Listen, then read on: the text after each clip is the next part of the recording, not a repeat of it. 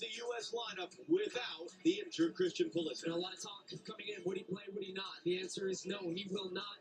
But Matt Freese continues in the goal, making his 17th appearance. The back line remains unchanged. Tim Ream and Chris Richards. Chris Richards did not misplace a pass in that last match. I think he's going to get more pressure. This is a back line that's conceded 11 out of their last 12 matches. Can they get a clean sheet today? Tyler Adams, you see he's on a yellow card in the middle. If he was picked up another, he would miss the next game. Weston McKennie, but the big news, Ricardo Pepi has not scored in a year and a half in the United States. Missed a lot of that with injury. Can he score today? Up against Patrick Beach. He was a surprise starter in game one for Australia, 22 years old. He's just making his fourth appearance for Australia. And surprisingly, two of their goal scorers from their first match against Turkey do not start in this one. Ray Kumba is on the bench. Expect to see him in the second half. And Toure up front. He is a threat in transition. They have a lot of height. They play defensively. Let's see if the United States can compete and find a way to break down that back line. What a special night that was Friday in Los Angeles. And now the roadshow's moved up the Pacific coastline to a city that is immensely proud of its soccer history. A city that has quite literally changed how professional soccer looks and sounds in this country. Now the question is, can the fans here in Seattle do for the United States what they have done so many times since 1974 for their Sounders? Roar them on to a win, and a win that would push the United States into the next round of this FIFA World Cup against an opponent like last week that is very motivated to try to spoil the party. Beautiful day here in Seattle. Everything we would have possibly hoped for the atmosphere. What about the game? It's underway. It's the United States in the red and white stripes. It's the Socceroos of Australia in yellow. It was not just special last week in LA, it was historic. 4 goals in the win against Paraguay. More goals than the U.S. has ever scored in a World Cup game. More goals than the U.S. scored in the entire last World Cup. And now a chance to do something that they've never done before. Clinch a spot in the next round with a game still to go. But Mauricio Pochettino is well aware of the fact that Australia is in exactly the same boat. They beat Turkey up the road in Vancouver, BC on Saturday night. 2-0 was the score. An errant pass. Mo Toure trying to run away from Chris Richards. Fires in, and Matt Freese, who didn't make a single save last week against Paraguay, makes his first save of his World Cup career.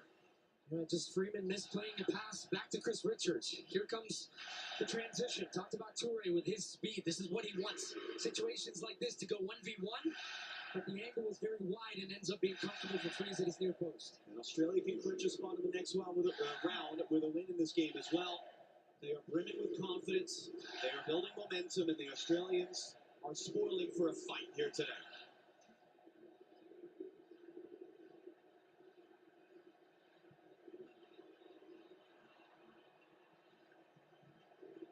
So it is as expected formation-wise for the United States. Ricardo Pepi's up front, 2-striker look. That person there making the run was Anthony Robinson, trying to get onto that direct ball. Good pressure here from the U.S. high up early. This is going to be a bit of a scrap, I think, the early stages of this game. Australia, we talked about how defensively they had 29% possession in their first match against Turkey, lowest ever for them in a World Cup match, yet they won 2-0. That shows you they don't need the ball. They're quite comfortable without the ball. Anthony Robinson, far side of the screen. He's going to play hot. It's going to bring Tillman inside to create some of these midfield rotations that were so successful for the U.S. in their first match. Weston McKennie trying to angle it in there. Looking for Flo Balogun. It was Cameron Burgess who sends it out. And they just miscontrolled on the outside by Nisha Valupale. Tony Popovich was playing for Australia at the World Cup 20 years ago. He kind of rescued their qualifying campaign. One of the things he talked about yesterday.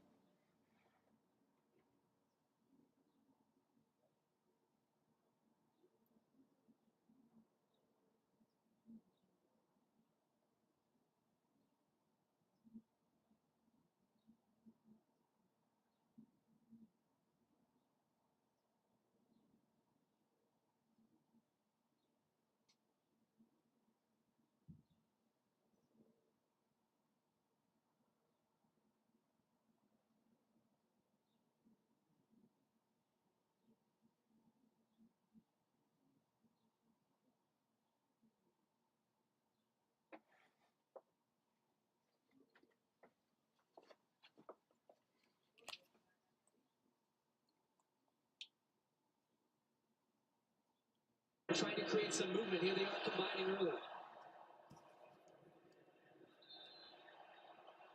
The foul there, a free kick for Australia. Jenny Taft down on the field, the extent to which you can hear anything we're saying. What more can you add on Christian Pulisic being out here today? Well, John, Mauricio Pochettino telling me before the match Christian Pulisic is making good progress. The hope is he is ready and able to be selected soon. Truthfully, he was a little sad. He did everything to try to be available today. I actually saw Christian Pulisic encouraging teammates before this match. He's been positive on the bench, specifically hugging Ricardo Pepi and offering some words of encouragement there as well. Jenny was the first one to bring us that news about an hour and a half before kickoff today. Listen to the kick to that calf in practice in the days before the Paraguay game. It tightened up during the first half. As he became the USA's all-time leader in World Cup assists. And so that's the question. Who steps up into that absence and lifts the U.S. forward today?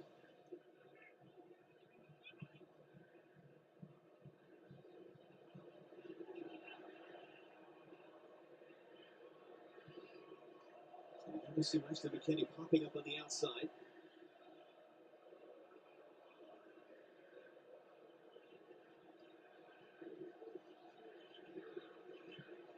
Freeman trying to lift it up towards McKennie here, able to bring it down, doesn't use Dest. Gets a cross in, instead Pepe putting his head down, Balcon's in the area. Gonna fall to Anthony Robinson, and the whistle is gone. Before the shot was taken from Robinson, looks like respond to foul in there against the U.S. But this is a great example of why you play with two strikers. And the running from Weston McKennie today, as it was against Paraguay, is going to be very important because that starts to draw players out of position. But now you've got Balogun attacking the near post, then Pepe coming over his shoulder. So traditionally, the U.S. just play with one. You've got 3 versus 1. This time you've got 3v2, but the movement in there just causes a little bit of chaos, and it almost bounces to Pepe. But a good early look, and the most important thing when you get into good positions in wide areas, you have to beat the first man. McKennie did there, and the U.S. almost finding a way through.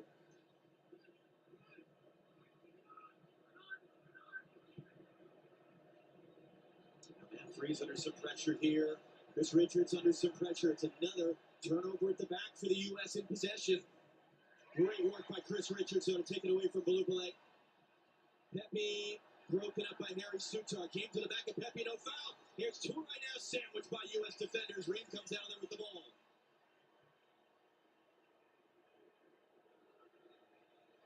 Tillman knocks it out for an Australian throw, and the U.S. starting a little frustrated right now. Yeah, the turnovers will be your worst enemy in a game like this, where Australia, look, we talk about them sitting back deep, but when they feel there's a chance to press and you're facing your own goal, they're going to squeeze the game up, and they force the U.S. into 2 careless turnovers that have almost proved opportunities for them to find a way and attack the U.S. goal. So that is something in the middle of the field to be very aware of as Pepe's chasing down Sutar here. The big man Harry Sutar, the captain, back to the youngster Patrick Beach, just his 4th ever appearance for Australia. At the age of 22, but a monster night in the opener, 8-save shutout. It was promising there for a moment, but it was errant from Balogun for Tillman. Freeman wins the challenge in the air. McKennie has it knocked away. Adams got there. That's a top tackle there. That was Matthew Leckie, long-time Australian veteran who catches Tyler Adams, and Adams is down hurt.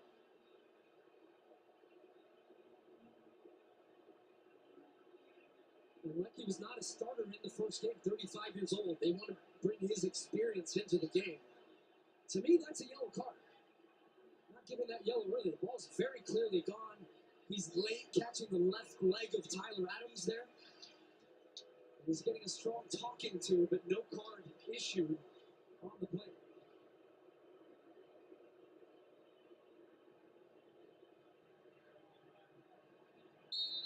Tyler Adams there, such a leader on this team, such an important part of this team since he was a teenager. And Mauricio Pochettino, speaking to him yesterday after practice at the University of Washington, he speaks so much about the mental side of the game, and he said, more than anything else, we have to compete.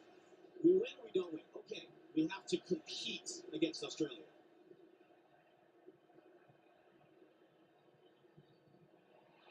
Nice sequence there. Weston McKennie has Dest inside. Able to bring it in for Adams. Holds off Toure. Dest. McKinney. Great return. Serginho Dest blocked. Burgess got his body in the way. Freeman holds it in. A really interesting thing. It's not hot. It is warm in the sun, and the sun is really shining down on that field. It's not zipping around as much, the ball, as we saw in LA last week. Really good early signs, though, the U.S. getting Weston McKennie involved. He's going to be the key in this game. His running will unbalance this Australian defense. You just see he's very intelligent the way he moves off the ball, times his runs, and especially on this right side, the relationship with Dest, as you saw there. The two of them move so well off each other. Here they are again. McKinney, great first touch, able to recover on the second. In for Pepe, back for Adams. Here's Weston once more. He's actually from these parts, Weston McKinney, even though his hometown is Dallas. He was born just down the road at Fort Lewis. His dad, longtime Air Force veteran. He's part of why I lived in Germany as a kid. So he doesn't have a ton of memories of Seattle, but this is, in one way or another, his hometown. And it was Dest who starts the play initially, but look at that running from McKinney. That attracts two defenders. And the smart thing that Dest does is he stays on the move, doesn't make him easy to mark, gets the shot with the left foot. But as you said, Burgess coming across, making that really good block. That's something Australia do well. They block shots.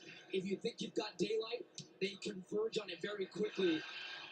There's a step on Chircani. Balogun to the byline. Balogun into the meltdown. It's the United States once again on the board early. Ricardo Pepi was in. Was it perhaps last off the defender? Who cares? It's 1-0 U.S.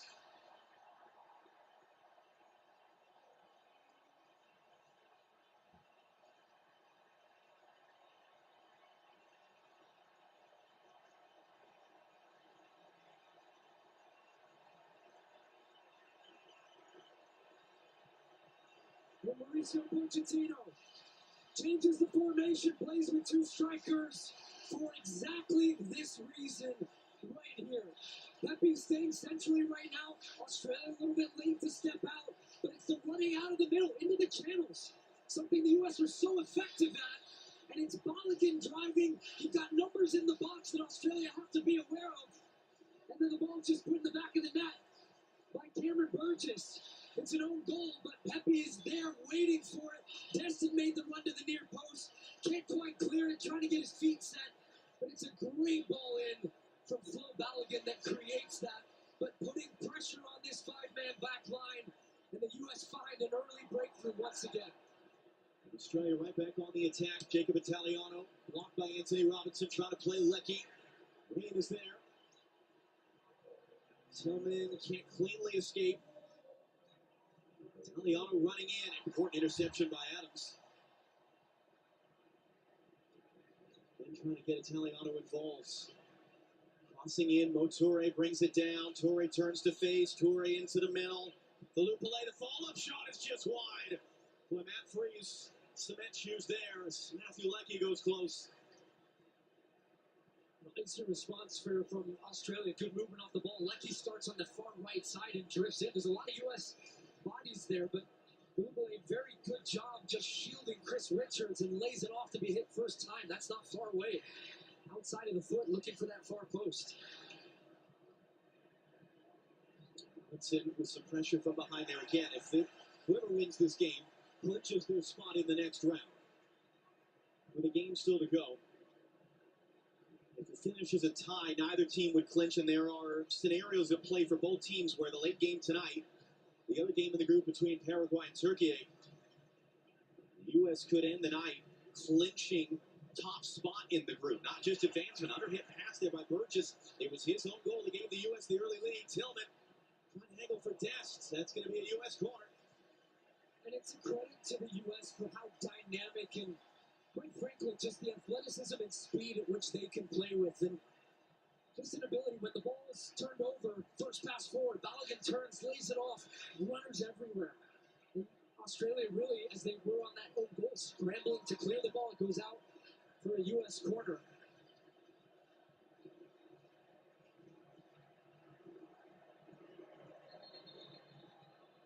Felix fires. And manage the jockeying for position. But they stack their big bodies, Australia, at that near post. So more than likely, the U.S. here will try to hit the back post to try to free guys up. That's what the conversation is right now about jostling, shirt pulling, tugging. Referee's got an eye on it. But the U.S. are trying to free Chris Richards up. That's the guy you want to find for Malik Tillman here.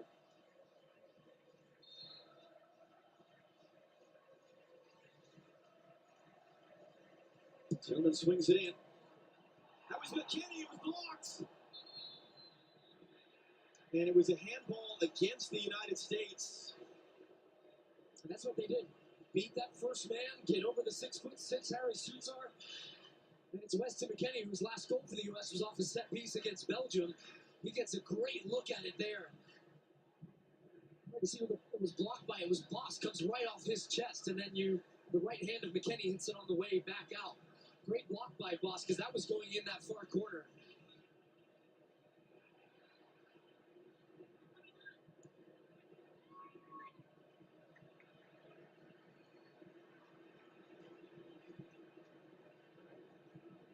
Again, you see the way the ball's just slowing up a little bit on some of those passes at the back, and the way the Australians are chasing it down and causing some pressure. A little flick there by Dest. That was Burgess going up the back of Balogun. Adams tackles it away, but it falls to Toure. Chris Richards is there. And then Adams is chopped down. And this is part of the conversation in this game today. Australia want to make it physical. Yeah. They want to make this tough, so how does the referee handle it? Well, the referee is important, but if we go back to the friendly where the two of these teams played the last time, man not playing today, U.S.'s star player, Christian Pulisic, was kicked around. Mauricio Pochettino not happy with his own team's reaction and how they stepped up their physicality. Second half, they changed that. They ended up winning that game 2-1. And from that point on, there was a marker that was laid down to all of the players. And the U.S., I would say, if they prove their intensity, their physicality, that should be a foul. It's going to be the game's first yellow card here on Boss. Jordy Boss there catching Weston McKennie up high. Also, when you can't tackle a guy, you got to foul. That's what they're doing. McKennie, just contact to the face from Boss there. That's what the yellow card is. But he's just been excellent again. For the almost identical starts to the game against Paraguay. Own goal for the opposition. The U.S. with a couple of nervy moments in the beginning, as they did against Paraguay. And then from that point, it has been all U.S. And now they're going to get another chance from a set piece here. You've got Tillman and Anthony Robinson getting set over the ball.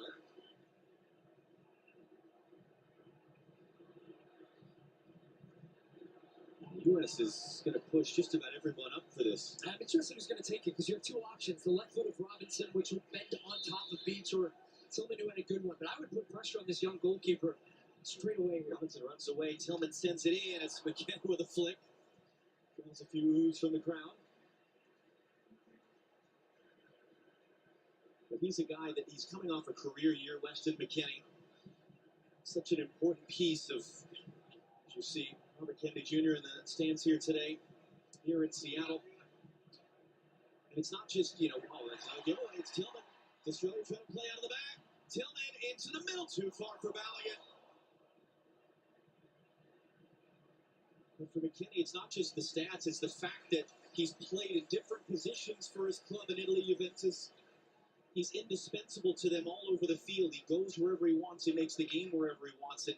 That was, I think, a big part of why you immediately, when we knew Pulisic wasn't going to play, said, Weston's got to be the guy today.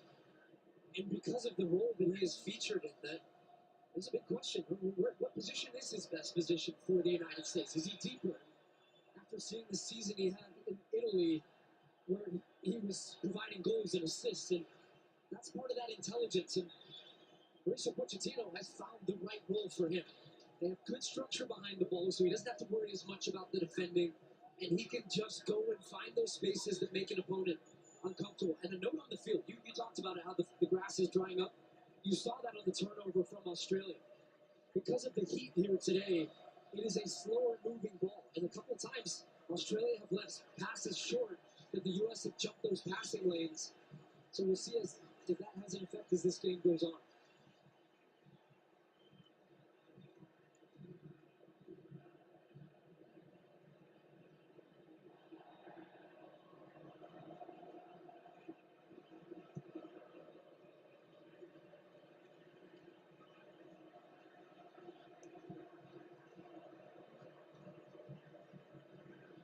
Just under some immediate pressure there. Just glides away from Jordy Boss, who's able to poke it away as Des was looking to make his move. Comes to Anthony Robinson now.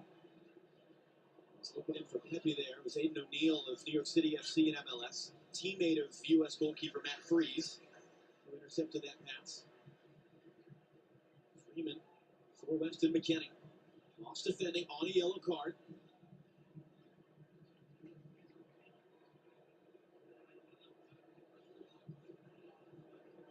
A little under hit there, and Adams had to quickly recover it. Thumbs up for Weston McKennie at the end of the play. Green. So wrong side of McKennie. It's going to work, though, for Des to keep it in play. In for McKennie. Can he catch up? No. There's the play there. Backtracking, but it's given away again. Good pressure by Des. Into the box. A lot of numbers in there. Adams couldn't walk his way through. Australia nowhere to go, though. Nobody on the transition except for, well, look at the speed from Torrey. Matt Freese is going to be alert to come out of his goal to deal with this one and just boot it. Looks like it stayed in. It did stay in play. And that was great work by Alex Freeman as well, putting a body on Torrey to try to slow him up. That is where Australia are just so dangerous. Lecky wins the knockdown. Italiano now. Anthony Robinson there. And it's a U.S. throw. Last off the Australian player. The U.S. getting an own goal for a second straight game. That has never happened in the history of the FIFA Men's World Cup. And in fact, all time, only France have benefited from more own goals than the United States. That is number 5 in the history of the U.S. But as you pointed out, it's not just because of a terrible error as much as it is you create that chaos. And as you pointed out, who cares who scores? It's a, it's a goal for the United States. Some strikers might. Adams over the top. It's going to sit for Flo Balogun. He's taken down clean, and Beach is there in time. He's looking, how did I miscontrol that? I don't think he gets enough credit for the running he does off the ball. As a Great turnover. step, Tillman, McKennie, Balogun, blocked.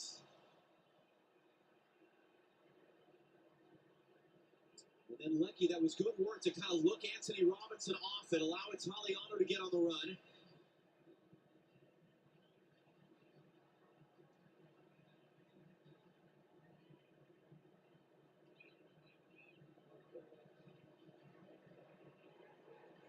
Italiano trying to cut inside Anthony Robinson. Good support from Tillman.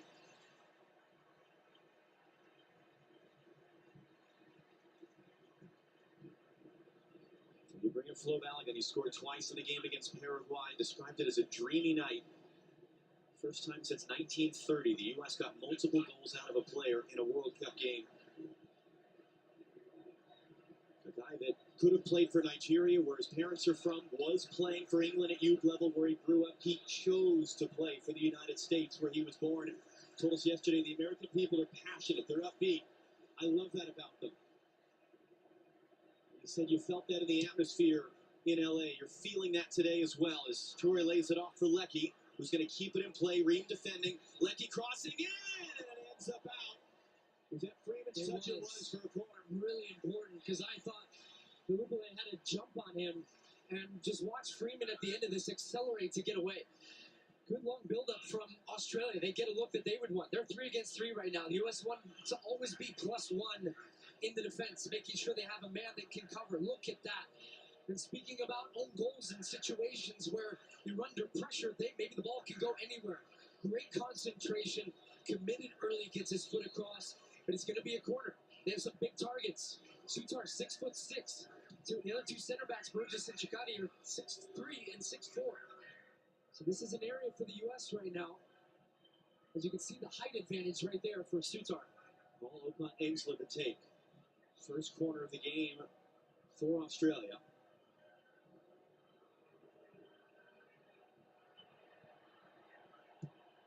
It's just clipped up there towards the penalty spot. Knocked down. Freeze had to wait. Should be another corner, I think. That was Weston there. It was Tyler Adams, in fact, who got a touch. A little bit of hesitation from the referee. So what Australia were trying to do there is really hit a lofted ball that allows Sutar with his height to win that first one, which he did, and then gets poked away from Burgess at the end, but it'll be another corner. They're stacking their bigger players at the back post. That's the man they're trying to free up. So Freeman's trying to wrestle him right now just to make sure he can get positioning. But it's a tight balance. Referee's looking right at that. It's here from the other side. A foul in there as Matt Freese ends up on the deck.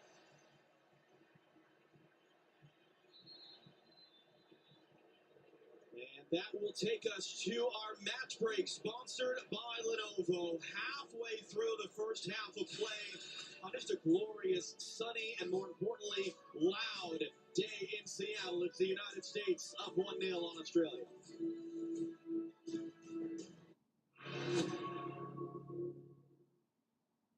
So, David, lots going on? Well, Gary, that should do it. Meeting in 5 minutes. Great call, everyone. Thank you. Beautiful. Sorry, Gary. Do you mind? David, back on set, please. Keep practicing. Happy now? I wouldn't say a lot. Lenovo AI helps you do a lot, like a lot. Zlatan, why is having an ego important? Zlatan thinks that's a great question, Zlatan. It's simple answer. If you don't believe in yourself, who will? Zlatan could not agree more.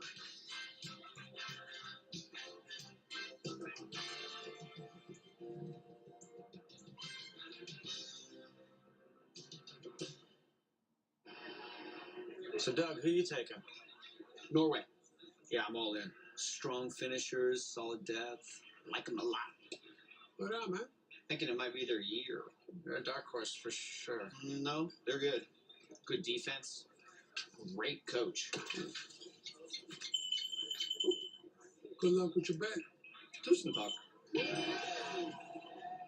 New customers get $350 in bonus bets guaranteed when you bet $5 for 7 days.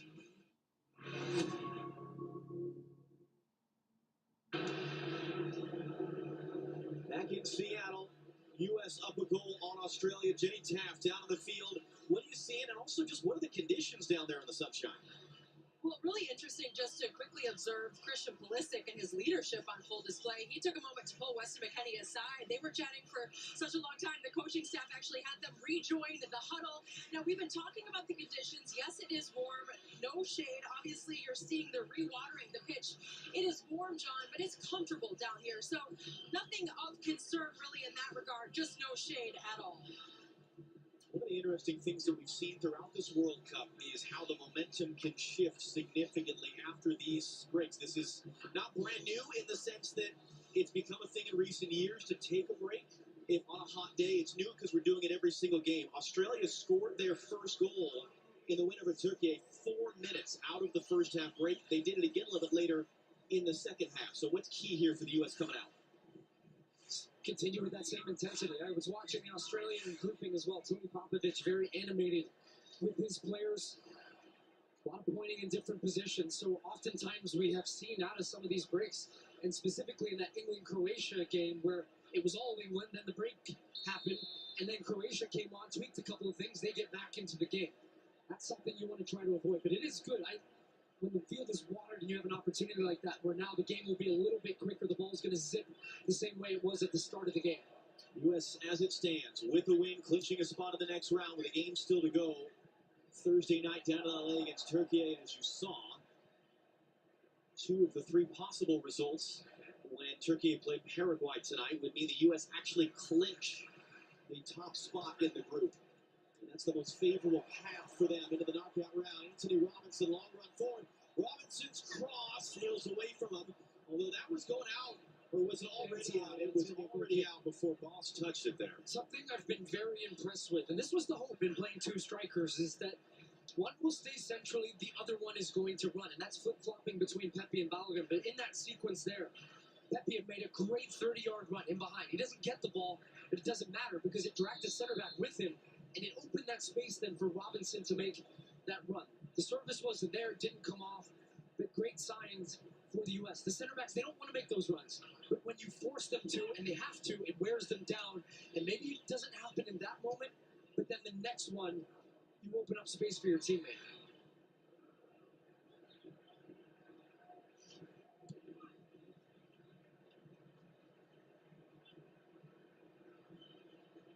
First time in a decade the U.S. men are playing here in Seattle. It's a completely packed house. It's been just incredible scenes, even around the city, in the last 2 days. This was a stadium built with World Cup soccer in mind, unlike a lot of the other NFL stadiums that these games are being played in. When the plans were drawn up, and the late Paul Allen, who was the driving force behind building this stadium, they made sure the stadium was built wide enough to hold a World Cup soccer field, which is more than 20 yards wider than an NFL field. Let alone all the support here over the years for the sport of soccer. And the U.S. make it that much more perfect day by getting a win.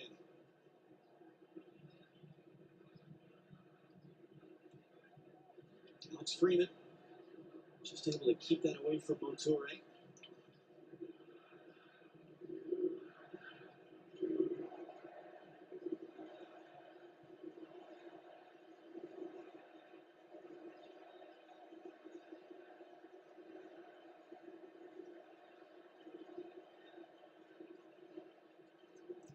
Now Reed has Pepe running. It's hit backwards there by Circotti, and it's cleaned up errantly by Italiano, and it gets the U.S. a corner. Well, Italiano's head spinning right now, quite frankly, because he's not sure how far and how aggressive he should be with Anthony Robinson.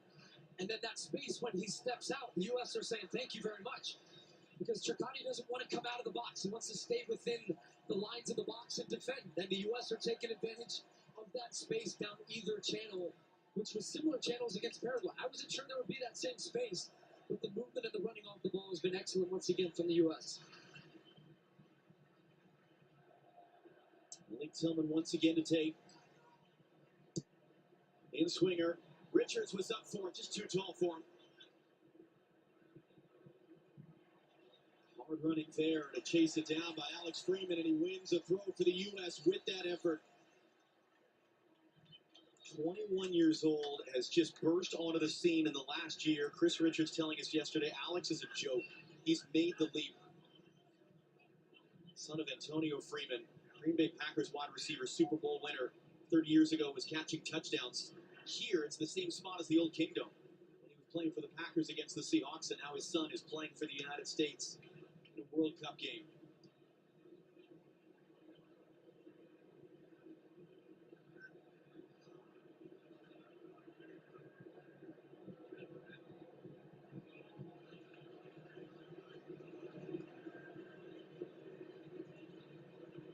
Has a couple options. Baligan able to hold it up. Tillman tripped up. Free kick U.S. Is there going to be another card coming here? There is.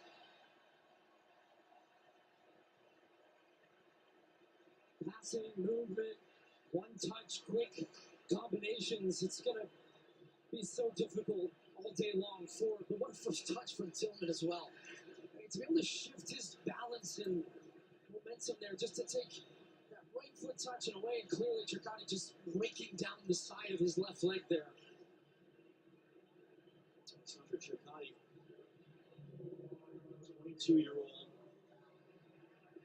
born in Italy, grew up in Australia. His dad was a professional player, and she switched a couple years ago from playing for Italy to playing for the Socceroos, and now he joins Jordy Boss as being on yellow cards right now. Anthony Robinson, the ensuing free kick. Richards trying to get in there, and there was a foul. There's an Australian player down before it reached Richards.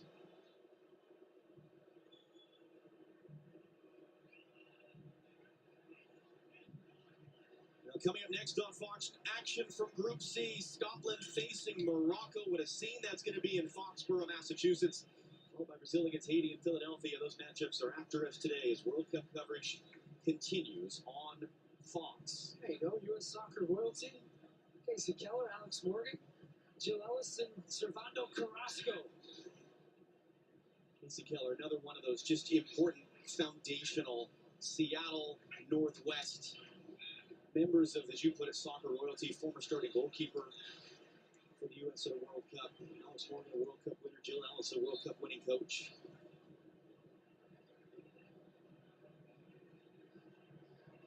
Tony Popovich right now had an unbeaten first year as Australia's coach until October. They lost to the U.S. in a friendly. Again, we call them friendlies, old-fashioned term. Mauricio Pochettino really dislikes that term. non-official matches. The U.S. came from behind in Denver to win that game. It was a nasty game. It was physical. This one has had moments of it. Des goes down. There was Okan Engsler there. And for what it's worth, that game, Christian Pulisic actually came off hurt midway through the first half. So it's not altogether different that the U.S. is playing without Pulisic today in the sense that they had to do the work without him in October. But these little plays will frustrate the opposition as long as you can do it in the right way. This Australian team right now reeling a little bit from the start that they've had. They had the one opportunity where Leckie has the outside of the foot shot, but largely been on the defensive side of the game. For them, that's not unusual, but just the way the U.S. have been able to pin them down but still be dangerous. Oftentimes you see them sitting in a deep block and conceding shots from distance. A lot of times this test has just been electric all tournament long. Just try stuff. It's fun to watch, but more importantly, when it comes off, he breaks open the game. Love seeing him in this attacking position on the right. All the way out to the left. Good work by Italiano to not let him through that time. That was how the U.S. created that own goal. Robinson dumped off the ball off the... When you think about it, the U.S. does not have a shot on goal right now. They've not really created a ton of chances in 35 minutes, but one of the chances they did create ended up in the back of the net. Comes into Balogun. Can he get up to it? He can. Still Flo Balogun. Dancing, loving it, feeling it. Italiano was there to tackle it out in front of Robinson.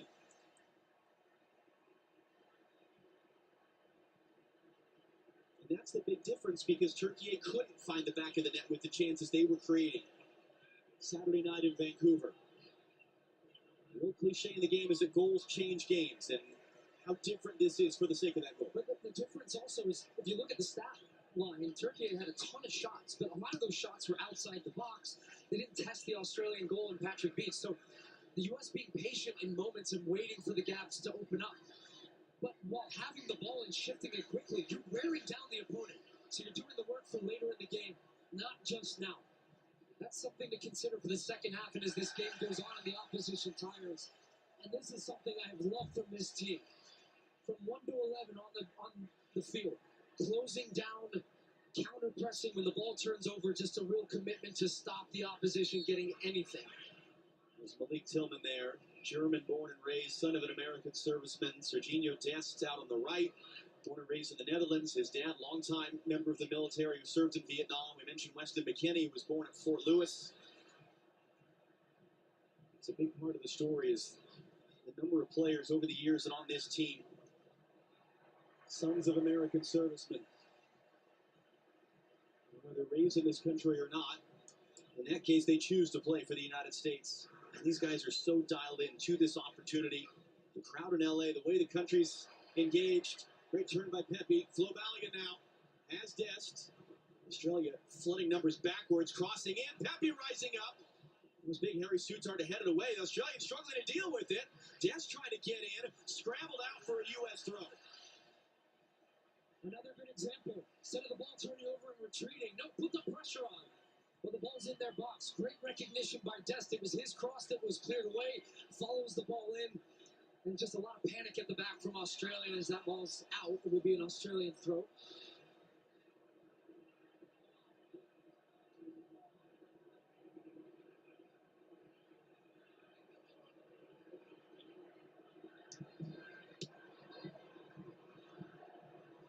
Remember on Friday, it was 1-0 for a long time. It was later in the half. The rest of the goals came. Alex Freeman is down, holding the back of his head, as is Paul Okan Engsler. And immediately the medical staffs are rushing out. Yeah, Freeman was just trying to flick this ball on. And Okan Engsler just crashes into the back of the two players challenging for the ball. It is a foul, but there's nothing more in this one. And Tim Ream, as we so often see, this captain coming over, he's a coach on the field for Mauricio Pochettino with his experience.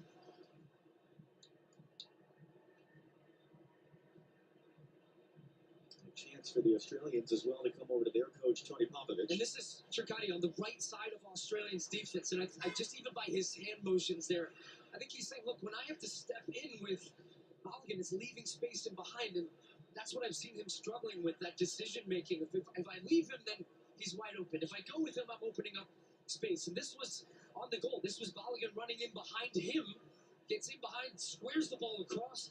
Sutar had to commit to the near post to try to block it. And then Wood just puts it in. If he doesn't, Pepe's putting it in. So it's a tough spot for a defender, especially when you're going with that left foot there. It's hard to get your body turned and clear it. Joyous scenes throughout the building. Here in Seattle, as Alex Freeman is sitting up now. Okan Ainsler is on his feet. There you see Freeman now. Being helped back up to an isolation.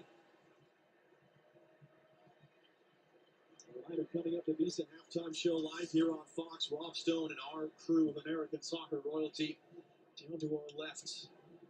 Great scenes pregame around their set out on the plaza on the north side of the stadium. And this is good. These are team doctors right now checking these guys for potential concussion symptoms, making sure that they're clear to continue in the game. And that's what the conversation is right here. Out of view of that, Chris Richards has run over to have a chat with Mauricio Pochettino. It's just so tough because you want to play. If you're a player, you want your starters on the field. If you're a coaching staff, but you just have to be so smart about long-term health. The brain is a muscle that is just, as we all know, it's hard to really know for sure in the moment. And so, being very intentional and deliberate here, the medical staffs looking at these players, checking them out. We'll have an opportunity in a little while to get in the locker room at halftime, but for now, both Freeman and Okan Ainsler are continuing. There will be quite a bit of stoppage time coming at the end of the half between the break and then the stoppage there. So a long way still to go. The U.S. a goal to the good, the 11th minute own goal. And Freeze has made one save. His counterpart, Patrick Beach, has actually not made a save. The U.S. has not managed a shot on goal yet, just the own goal, as Freeman has it tackled out. And you see Okan Ainsler with the kind of bandaging and, I guess, Vaseline, for lack of a better word, on the back of his head. And the possession stats for the United States looking very similar to the first game against Paraguay. 71% of the ball in the first half. Right now it's a 70-30 split. So both teams tracking exactly how we felt the game would line up. Can the U.S. find a second goal?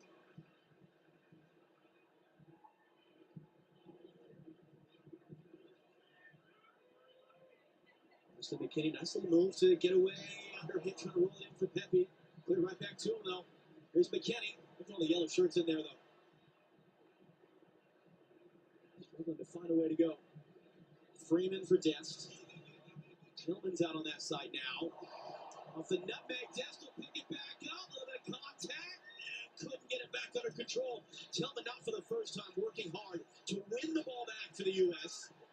He's getting wrapped up. He's getting pulled down. Dest comes in. Referee looking at it. Free kick U.S. Wow.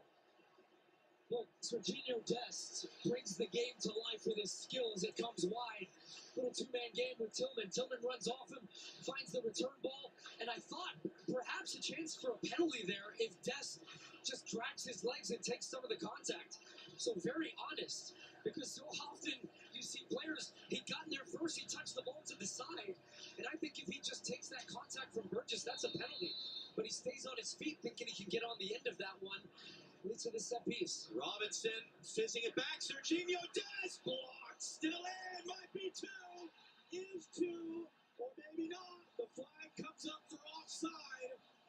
Freeman thought he was celebrating a World Cup goal. Robert Kempner on the near side saying he was offside. And video looking at it now. So keep in mind, this is going to be when the shot comes off the foot of Serginho Dest. What position is Alex Freeman in? So they played it back to him at the top of the box. Freeman's middle of your screen right now on the 6-yard. Oh, I think he's onside. I think he's going to be onside here, the trail leg of the player at the top. It is being checked. It is being checked, so we're holding the play right now. Bastian Dunkert of Germany, the video assistant referee. Mark Clattenburg watching with us as well. Mark, your thoughts? Yeah, the first shot in from the US attacker, it comes off an Australian defender, but that's not a deliberate play for the ball, so it could still be offside. However, I think that the defender, the replays that I'm showing, the Australian defender is coming back, and I think that the back leg is just playing the player, Balogun, who scores the goal, and I think he puts him in an onside position. I think this could be given as a goal.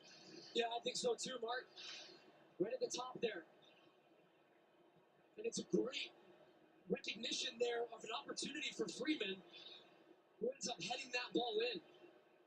This is where the semi-automated offside technology is mapping all the players. It's microscopic.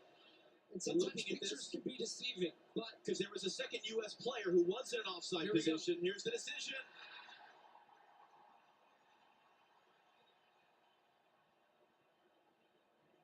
We'll wait for Felix Meyer. After factor review, the goal scorer was not in offside position. And the building shakes in Seattle.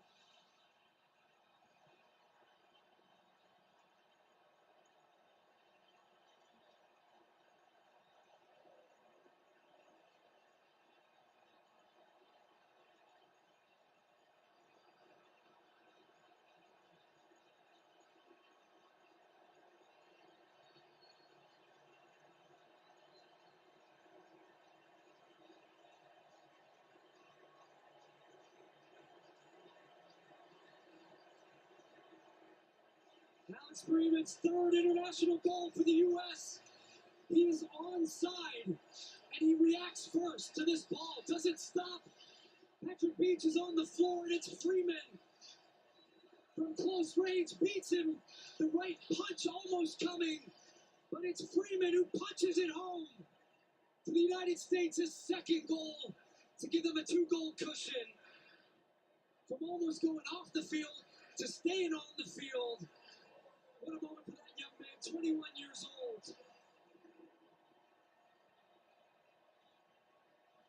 He had an assist in game one. He's got a goal in game two. We're into 7 added minutes. At the end of the first half, it was a big talking point. It was a part of the crisis this team was in a year ago, that so many of the top players were not a part of the CONCACAF Gold Cup. Alex Freeman is one of the guys who got his opportunity as a result. And he is, after becoming a lockdown starter under Mauricio Pochettino at that Gold Cup, played in every single game since. You take your opportunity whenever, however it comes. And how similar that is to the game Friday against Paraguay for the U.S. to get another goal late in the half. There might be more coming. We've still got a good 5 minutes here. Tillman wins a corner.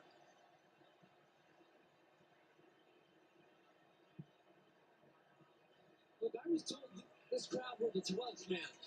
I'm going to say they're the 12th, 13th, 14th man. I mean, the energy, the sound in this building from the moment this team walked out. In fact, yesterday, walking the streets, just such a buzz all tournament long. These U.S. fans are fired up, and quite frankly, for good reason. This team is delivering, and once again carrying a 2-goal lead right now.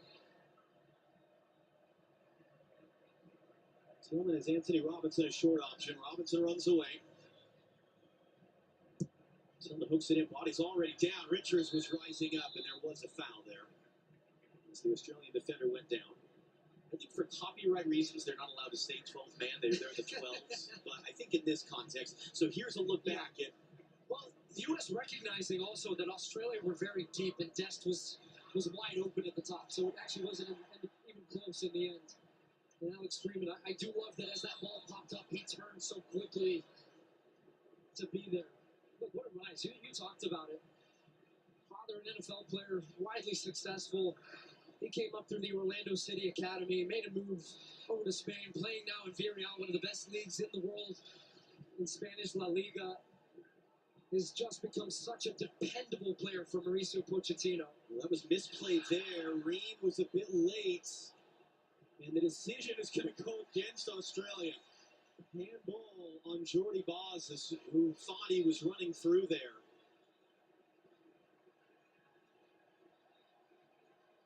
Yep. Great call. Felix Fire, referee, has been all over it. Good first half from him as well. I feel in game management, giving out cards when he needs to, letting the intensity be high. There'll be a lot of questions for Tony Popovich going into the half of how do you change? Look, for the Australians, they're going to be chasing this game a little bit.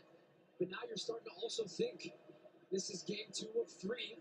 Third place finishers will go through. Turkey going to play later on today against Paraguay.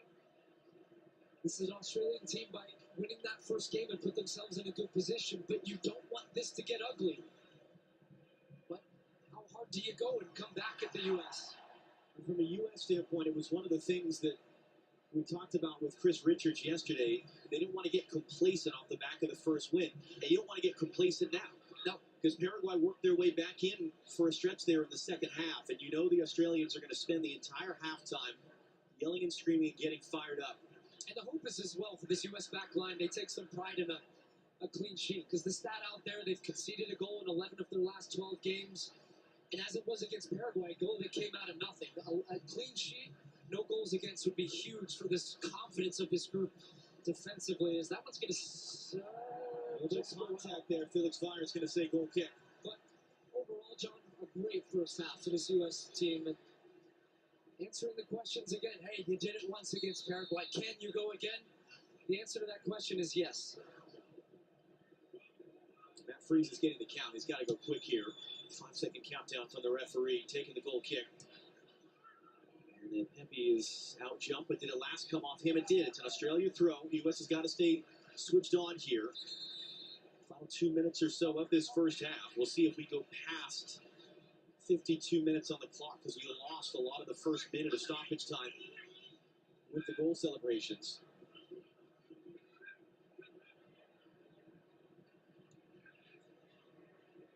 A strong header there. Adams a strong header. Balogun, and he takes a knock to the back of the head. Flo Balogun is down. Ends up as an Australia throw.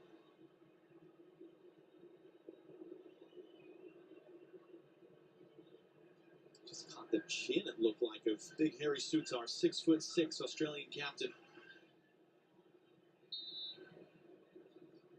So Balogun back on his feet. Australia with a throw. They created their goal against the U.S. in the fall, was starting from a throw-in. Adams intercepts with Robinson's help. Tillman, nice little flick there. Pepe Balogun wants to run with it. Tillman, a lot of traffic, able to weave through it. Couldn't play the pass directly through. Preston McKinney is down in some pain. Freeman is driving forward. Freeman into the box. Inside, Serginho Dest! That would have been too perfect. First save of the game, Patrick Beach. Dest is hungry for a goal. Great work from Alex Freeman. Look at all the yellow shirts he drags out of position. Now they have a 3v1. That opened up space for Serginho Dest, trying with the left foot to go to the far post. And Australia maybe trying to find something right at the end of the first half. Taliano weaving his way through. Back to the near side for Jordan Boss. Final seconds. Final play of the half. Dest can't make the tackle. Boss driving to the byline. Freeman is there, and it ends up just kind of petering out for a goal kick. And look at the entire U.S. bench right now. Every single player is up, celebrating that defensive effort. That's the end of the half. It is another picture-perfect half for the men of the United States. The early own goal, the late one from Alex Freeman, which was given after video review. Rob Stone and the crew on the other side of the break. 45 minutes down, 45 to go in Seattle, where it's the United States 2, Australia 0.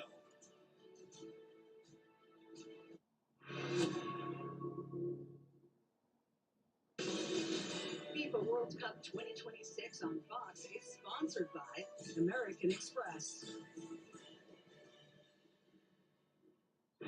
Ladies and gentlemen, allow me to unveil my newest evil organization. I shall call it Menace Mobile. We'll have the most confusing pricing and plans of all time. Dr. Evil, it's genius. Sucks. Hama what? Diabolical phone companies are why we're all switching to Verizon. They're changing everything. They just got rid of activation and upgrade fees. And I get cash back every month. Bring in the Verizon dollars for everyone! Plus, Verizon is introducing a new plan, simpler than ever before. There's just one plan and one price. They even call it the Simplicity Plan. So you're all choosing Verizon, Goodbye activation and upgrade fees. Hello, Verizon dollars for every customer. And now, introducing the all-new Simplicity Plan. Can you hear me now? What do you believe? What do you truly believe? No one knows the future, but if we ask the questions, the world answers.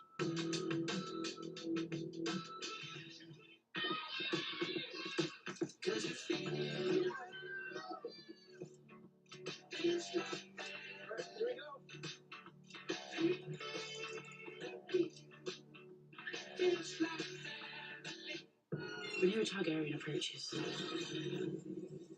If you wait for the dragons to come, it would be the end. My reign has just begun.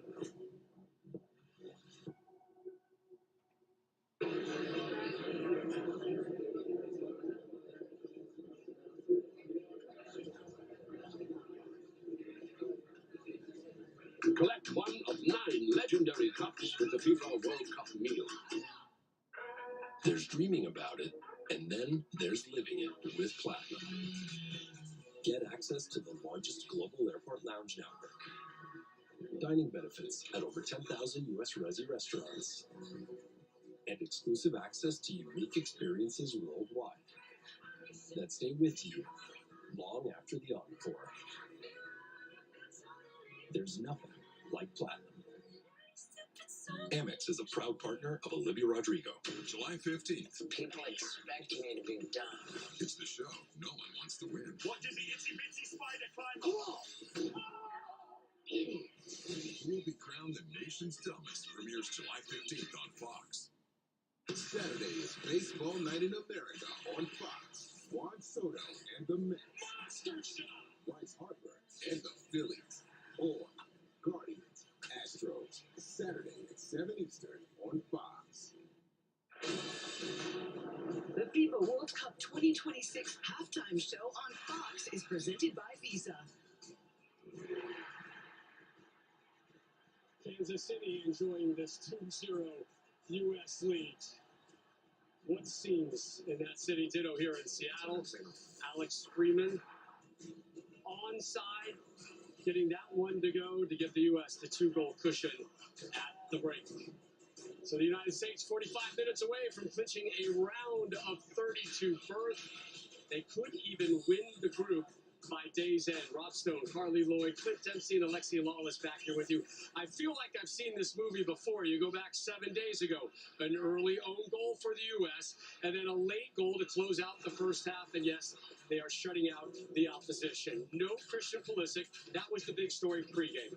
No Christian, like you said, but no problem. This team got off to a flying start. And for me, players were interchanging all over the field. Mulligan does a great job of being direct, and we talked about crossing the ball. Defenders facing their own goal. Good things happen. Own goal, we'll take it. Got off to the perfect start. They can't hang with the speed. Whether it's Balogun or Dest, This Australian team cannot hang, especially when they get stretched out. They absorbed a bunch of pressure, but you saw Balogun out there in that wide area, put it in a dangerous area, and good things happen. And look, not a whole lot of chances for this U.S. in the first half, but Dest with a great shot. And just look at that fight from Freeman to make sure that one gets back in the net. But Lex, It's all right. We got VAR. They checked it. Not only was it onside, it was way onside. So Mr. Freeman, take a bow right there, put that in the back of the net. 2-0. Everybody's celebrating the delayed celebration. People off the bench. They love it. They love it. They love him in the stands. They love him on his team. How about Freeman playing himself into the starting lineup from the outside looking in? He's on fire right now. And more importantly, look how the team celebrated with each other. That shows a lot of chemistry. Yeah, I agree. That was a big moment for me as well. They stormed off that bench to congratulate him on his 3rd ever international goal. Again, no Christian Pulisic, so who would pick up the slack? Weston McKennie was one of those guys that we pegged to pick it up in the first 45. What did you see from him? I mean, we could talk about a lot of the players' movement, Pepe and Balogun up top, but Weston McKennie, for me, was the difference maker, making runs in and out of the midfield, finding himself on the right side, the left side, keeping possession, linking play. He was absolutely superb. I mean, you hit the nail on the head. There was a lot of players that stepped up today, but also in the first game, and it's no different. That's what you need to be successful. I thought Freeman on both sides of the ball was really great today. Des going at players, overloading on the side with Weston McKinney on the right, like what you talked about. Tillman getting involved, ball again, Pepe. I mean, it's great to see, but the most scary scoreline in football is 2-0. Don't worry. I'll take it. I'll take 2-0. This job's not done. This Australia team can't hang when it comes to the speed of the U.S. This Australian team can't hang when it comes to the skill of the U.S. And this Australian team, let's be honest, they can't hang. So second half, you're patient, you're smart, you put them away. We knew this crowd would be impactful. They showed it pregame. They showed it throughout the first 45 minutes. What a start in Seattle, but Clint, as you mentioned, more work to be done. The U.S. halfway towards punching their ticket to the second round. Woo, great head. You got to keep that pressure on. And he's the active cash user credit card from Wells Fargo. She's right. Christian Pulisic. Wow. It scores unlimited 2% cash rewards on purchases. Scarf, anyone?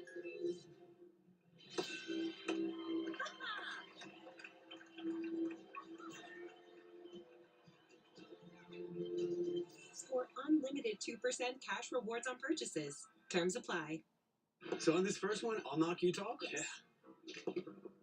Hi, I'm your neighbor. We're having a watch party. You like to come? Trying to find fun? Yeah. Hey, howdy, what's up? Hello, welcome.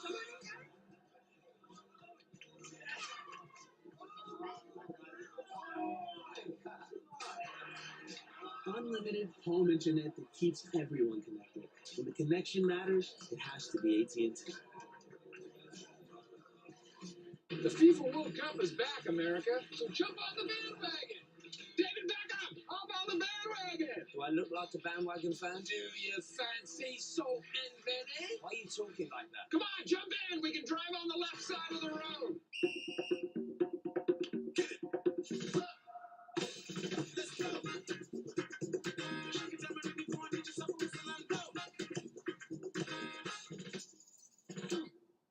New Balance, we got now. There's DNA. Then there's heavy-duty DNA. HDNA. It's engineered into every aspect of the GMC Sierra HD. So when the job is heavy, GMC Sierra HD reports for duty. During GMC Truck Month, get 4.9% APR plus $2,000 purchase cash on 2026 GMC Sierra heavy-duty Denali models.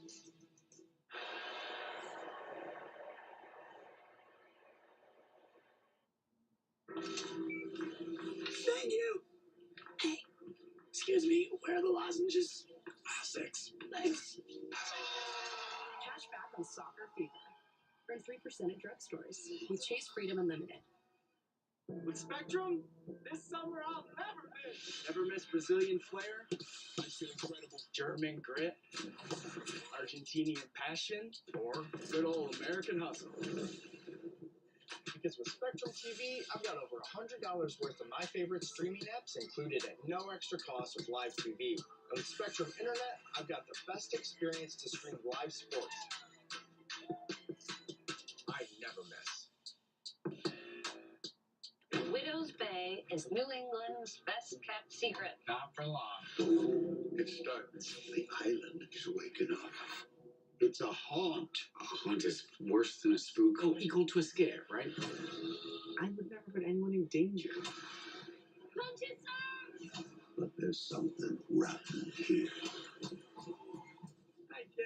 I can't tell you how long I've waited to hear that.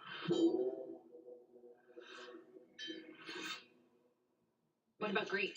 Nah. Maybe Mexican? Too spicy. Japanese? Again? Italian? That's lunch. Oh, Indian. Yes. Order from Masala Place? I'm easy. Cash back on small victories. But not Masala Earn Place. 3% on dining with Chase Freedom Unlimited. Masala Place is good. U.S. opening the scoring today, just like they did 7 days ago against Paraguay. An own goal. U.S. up 2-0 on Australia at the break. 3 more matches later today, including Scotland against Morocco. I hope the Scots can find their way to the stadium. Boy, they've done some damage on Boston. 5-time winners Brazil take on Haiti. Then the other 2 teams in the United States group, Really important one on FS1, Turkey and Paraguay. Moment of the half. Sponsored by Visa. Watch party just down the road from us in Seattle, right along the water. They are enjoying every moment of this 2-0 lead.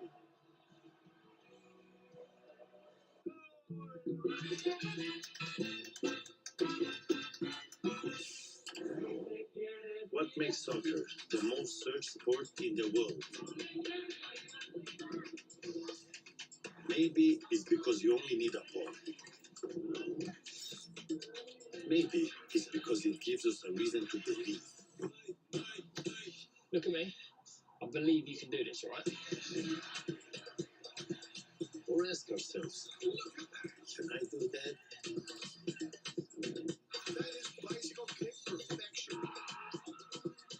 Maybe it's because deep down we all want an excuse to dance. Because for 90 minutes we aren't strangers, just 4 billion fans all speaking the same language.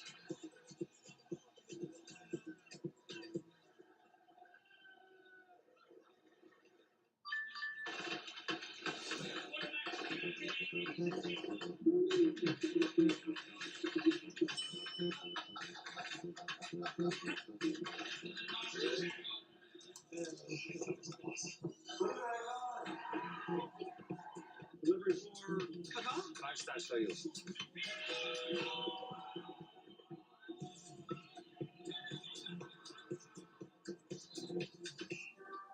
DoorDash. From what we raise on the flagpole to what we raise in our hand, we've earned these stripes. Superior is brewed here. Michelob Ultra, proud sponsor of the U.S. men's national soccer team. What happened to Odysseus? Where is he? I know he never came home. Where is he? Kind of pussy, an old man like that. Where is he? The Odyssey in theaters July 17th, rated R. It's not close. Sometimes you need a helping hand on the journey home. When you partner with Rocket Mortgage and Redfin on your next move, you can save up to $12,000. Find out more at rocketmortgage.com. I'm not here for a holiday. Here, we actually. We've got bigger fish to fry. Relaxation. Not this too. We're here. Let me be with you. When we started the Oakland Roots, we had our work cut out for us. Gusto has had our back since day one, making sure every hire, every paycheck, and every player is taken care of. Gusto helps us stay rooted and give Oakland the love it deserves. Raise a Rocher to the thrill of the game. The iconic taste of Ferrero Rocher, now in a square. Buy any 2 Ferrero brands and you could win $1 million. The stars of the IndyCar Series take over Road America, where Alex Palou looks to continue his dominance and lock up a 4th win in 6 years. Palou wins again. Sunday at 2 Eastern on Fox. Welcome to the fastest racing on earth.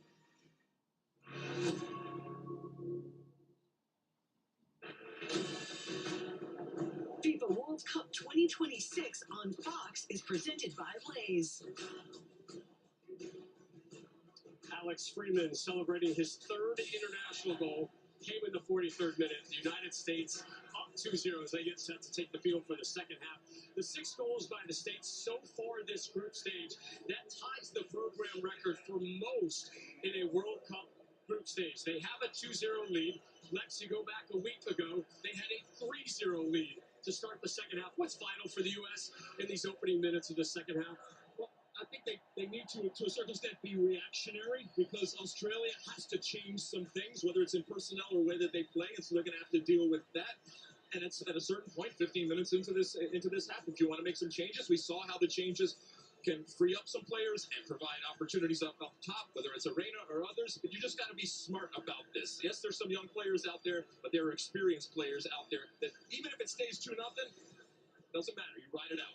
Hit the nail on the head, Lex. You got to be very smart. Got to put in a professional performance. You talk about 2-0 being a scary scoreline. You have 1 goal, you let them back in it. So keep the pressure, keep suffocating them. You know, with the water breaks, with the heat. And it's going to make it more difficult on them. Obviously, if we get the next goal, it will kill off the game. But yeah, you got to stay professional and keep doing what you're doing. It's been really impressive and fun to watch. Play, you talk about suffocating them.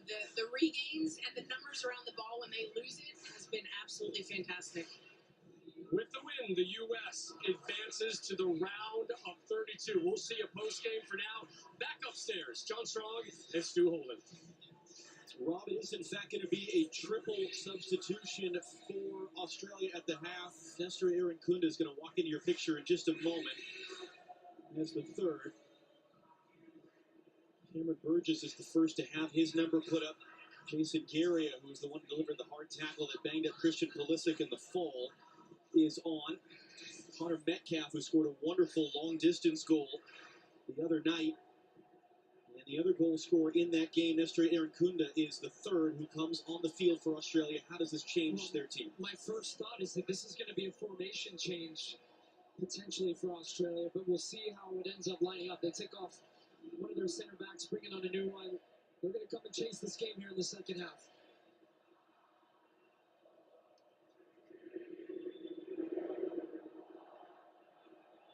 Second half of the glorious sunshine in a rocking Seattle Stadium, which is underway.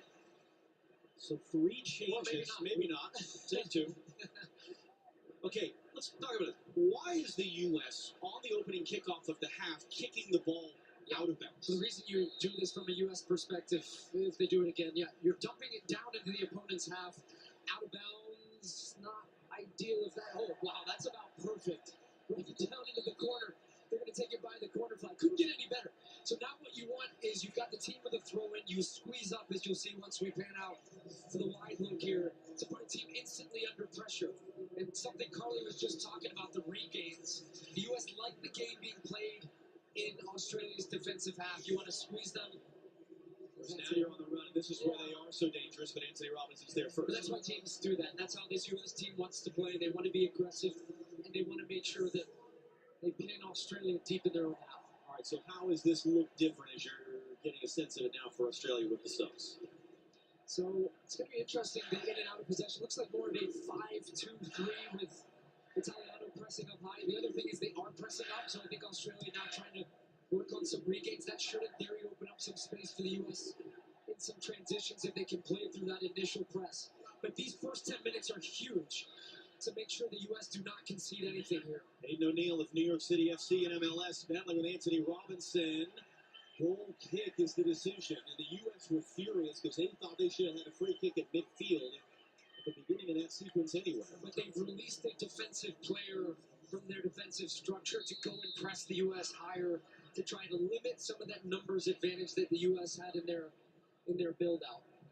U.S. unchanged. You saw Christian Pulisic there. He's sitting on the bench. He's not going to play today. The calf injury he picked up really in practice, actually, in the days before the Paraguay game. And despite all the hard work, could not get it to recover enough to be able to play. The hope is he'll be available Thursday night in L.A. for the group stage finale against Turkey, which, as it stands, not to say it doesn't matter, of course, but the U.S., as it stands, are clinching a spot in the next round with a win. It could potentially, based on what happens later tonight, the other game of the group between Turkey and Paraguay, know for sure that they're winning the group by the end of the night as Flo Balogun is fouled.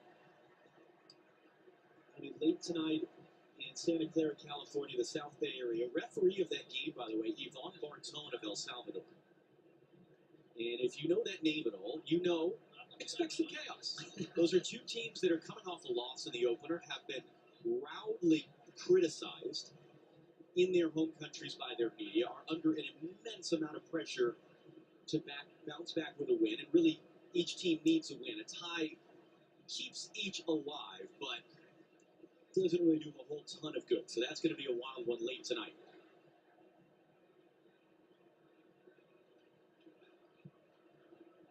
Jenny Taft down the field, got a chance to speak to Jesus Perez, Chief of Staff of the U.S. coaching staff under Mauricio Pochettino. Jenny, what do you have to say? Well, Jesus was very pleased with that first half, telling me at the moment we are solving what Australia is doing against us. We're attacking them at the right time and the right space. We do need to stay mentally strong in the second. I had to ask Jesus about that goal from Alex Freeman. Obviously, they had to wait for it. He said, We knew it was onside. We were watching it, but of course, a huge relief for us. And John, I gotta say, watching that celebration from the U.S. team, one of the best I've ever seen. And Jenny, was interesting as Dest is going to get first to that loose ball. And it's that indeed a foul it is. Couldn't hear the whistle at first. We heard one of the Australian coaches giving an interview to Australian television at the half as well. They fully believe that it shouldn't have been a goal. They were arguing that Balogun from an offside position was impeding the goalkeeper, which doesn't really stand up to scrutiny of the replay. But that was, like you talked about, their emphasis. Can they get some fresh legs on? Can they open it up and get on the run and put the U.S. back on their heels? As Chris Richards opens it up to Serginho Dest. Great combination he and Weston McKennie had in that first half. Tyler Adams joining up now. There were some questions about who was going to come in for Christian Pulisic. What would Mauricio Pochettino do? Did you bring Tim Weah and put him on the right and flip Dest? I don't think you move Dest a single ounce from that position on the right. He is so dangerous. You see him, he's second top guy from your screen up there. When he comes inside now, it becomes unpredictable to make these types of runs from inside to out. Then he's wide, then he's in. He and McKennie, look, I just... We'll talk so much about this throughout this tournament, but the two of them have got a really nice partnership together. You've got the solidity of Freeman, so Dest doesn't have to worry as much about the defensive side of the game. And I think that's just the biggest thing I've seen from this team and the way that they are set up tactically is that they have structure, but at the same time while having freedom and featuring the best qualities of all of these players in the right positions. Here's Dest again. That was good pressure there to force just a hopeful ball forward for the goalkeeper Beach. It led to this possession for the U.S. That one is from Dest for Tillman. You can scan the QR code coming up on your screen. Vote for the Michelob Ultra Superior Player of the Match. Very similar to what we saw Friday night in that first half. Every single guy in the field is making plays, even if they're subtle and don't show up on a statistical sheet. As Robinson pressured off it there, Aaron Kunda gets the touch. Look on Engsler. Opens it up wide for Italiano. Anthony Robinson defending. Italiano cuts it inside, crosses inside. Connor Adams is there to head away. Maybe with some pressure, Australia wanted a free kick. They don't get. Balogun's got space. There we go. Flo Balogun. He's onside because he came from his own half. Flo Balogun. Blocked. Ends up out for a corner. Gets caught under his feet. He's trying to look up and see where Beach is. The space was there. This is well Australian example. They're trying to push and find a goal, but then they leave themselves exposed at the back.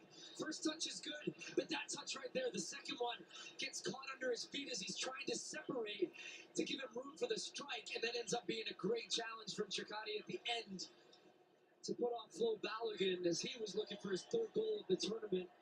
And certainly would want that one back. And he probably will get that one back if this game will continue in that way. He's going to have room to run in behind his Australian defense. The Australians would not have been happy had that ended up in the back of the net with the amount of shirt that he had of the defender. They would have been really upset about that. Here comes the fourth corner of the game. Sent into a great spot. The second man there, that was Shirkani, couldn't get up to it, was able to clear. Tillman takes the bump, trying to control a bouncing ball. Aaron Kunda brings it down.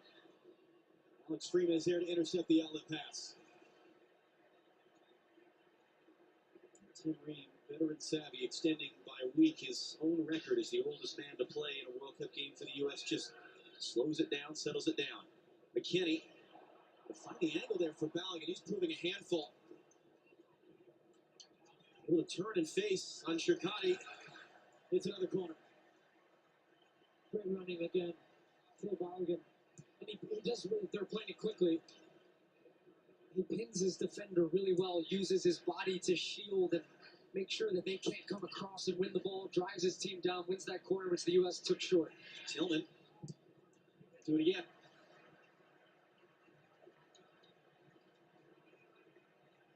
I'm sure everybody at home will want this game to go 4-5-0. This is U.S. being smart here. They don't need to raise the tempo of the match all the time for 45 minutes. Be smart, keep the ball, exert your energy in the right ways, and if the space is there, go. And take seconds off the clock if you can. Tillman again. Balogun was up for it. And Balogun head-to-head collision with the Australian defender. That's the second collision that Balogun has taken. One was to the back of the head. This is to the front. Shirkati there, the Australian defender.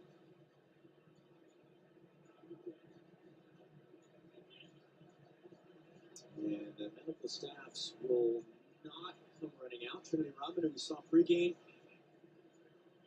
among the luminaries and celebrities here in Seattle. Who doesn't want to be a part of this bandwagon right now? It's a good step, meanwhile, off the ball. The U.S. has won it back high up the field as Marshall Lynch is watching. It's the famous beast quake. They actually do have seismometers. Is that what you call them? We'll look it up later. But yeah, I'm getting a thumbs up in the booth. All right. To measure, like you would an earthquake, the shaking of the building. And we had two big roars and big shakes here today. Freeman lifts it forward. McKinney brings it down. It'll be an Australia throw.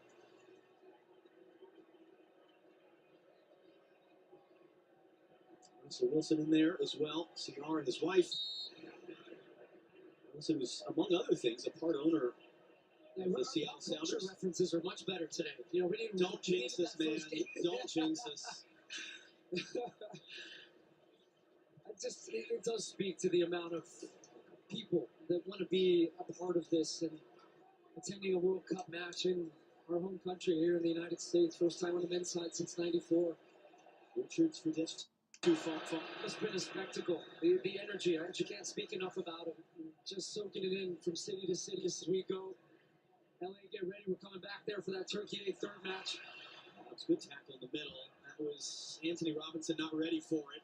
Could be a foul. It's going to be an advantage here. There might be punishment coming for Robinson later as Pepe wins the ball. Referee Felix Fire is going to call that dead for a foul. It's an Australian free kick, and the question now is Anthony Robinson going to get a yellow card? He is.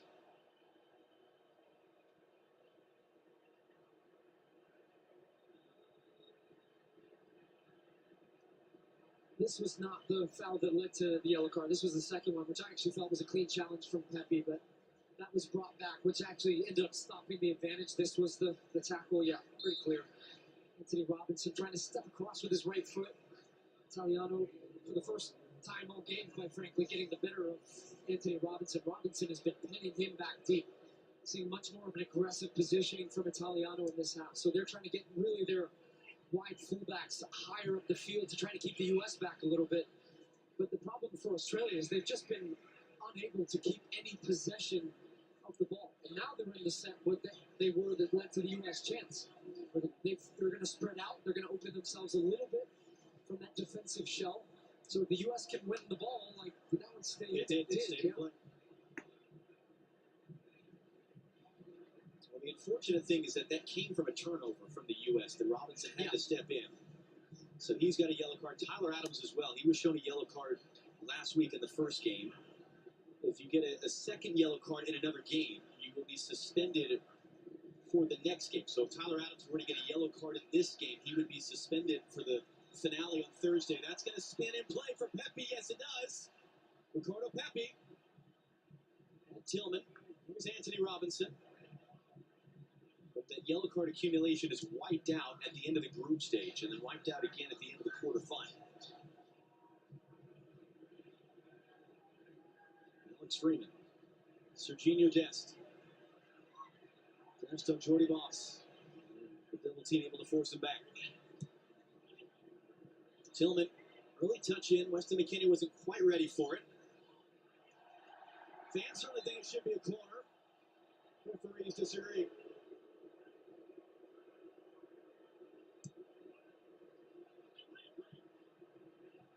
Video review can take corner kicks away. They cannot give them when they shouldn't have been. Tillman, great running. Actually should have been a foul, honestly.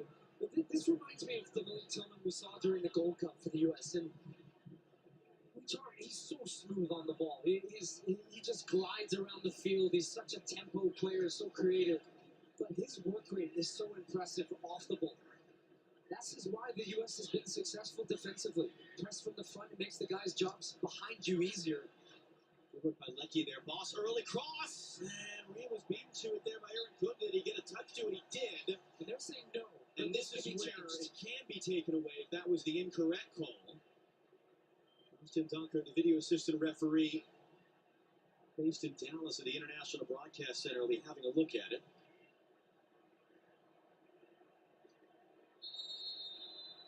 And it has indeed been changed. So there's Aaron Kunda coming across. When a player is that adamant, normally you believe them for something like that. Really? So if you just yell loudly, we should believe the players more? And if it's not, you still try anyways. That's the nature of us players. But it's interesting because remember Tim Ream at one point was shown a yellow in that first game. Ended up being taken away. Matthew Leckie is down in pain. 35-year-old, long-time veteran of this Australian team. His fourth World Cup. No one expected him to be here at a fourth World Cup. With a series of injuries after the last one in Qatar. It had been 2 years since he'd been called into Australia, when he was brought back in the last few months. And Tony Popovich saying just what a terrific job Leckie has done as a 35-year-old to have this second wind of his career and get back to this moment. Now he's getting stretched out. Australia have made 3 subs already of the available 5. It's a chance for the U.S. We're a little bit shy of the second half drinks break, as they call it in Australia, from a cricket standpoint.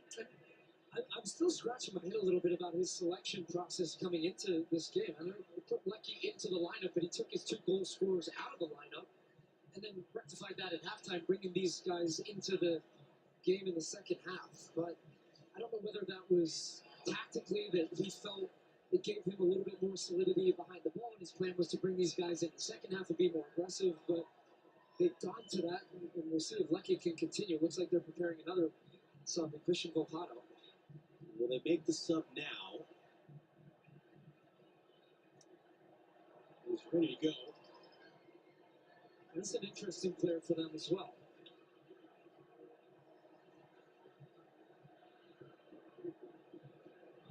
They will make the substitution now. That's 4 out of 5 for Australia.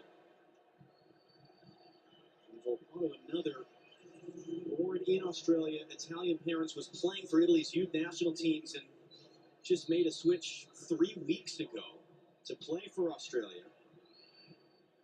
It's his World Cup debut now on the field for the banged-up Matthew Leckie. Yeah, just his second appearance for Australia, but he is a player that is very dangerous, 1v1, creative type of players. Going to give Australia a little bit of a look if they can find him in some space to get turned and be a provider. But he's a very attacking player. He's going to sneak in between defenders to bring that ball down to the air. Weston McKennie, great ball, McKenna. Halligan couldn't take it with him. Adams beaten to that in the middle by Metcalf. Now they're trying to get Aaron Kunda on the run. Richards just trying to play the angles. Aaron Kunda doesn't have much support. Waiting for that support. For his backward shot is blasted over. That was Volpato just on the field, his first touch. And there's going to be a review here for a player that went down in the box off that run. If there was contact, and it was Volpato talking about that creativity. He gets the ball in a good space here. Gets turned, and the weight of the pass is very good. This is the speed they want from Aaron Kunda. He runs in behind. And the incidents that ends up coming, no. That is not going to be a penalty because Tyler Adams doesn't even see Metcalf's run as he's coming across. And he just catches his heels, but he's not looking at him. It's very incidental contact. I do not think that'll be a penalty. Mark Gladberg, what about you? Of course, VAR will review it, but I agree with Stewie. He's come in from Tyler Adams' blind side. Tyler Adams doesn't go to block him. He's not even looking at him.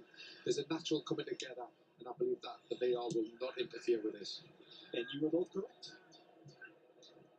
But another little, just a reminder to the U.S. Of where this can get dangerous, and that was, Clint Dempsey, Carly, and Alexi talking at halftime. It's why it's such a well-worn cliche in our sport that 2-0 is the most dangerous lead, because Australia popped one in, and all of a sudden they're a goal away. The momentum shifts, the vibe shifts, everything can change in a heartbeat.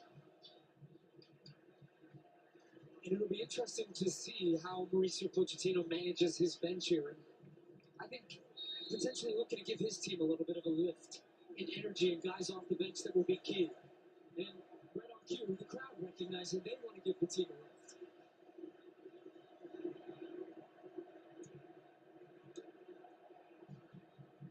Tillman on Valiant. Pepe's open in the middle. Valiant trying to get under control. It might fall to Pepe. It's cleared. It's pinged around.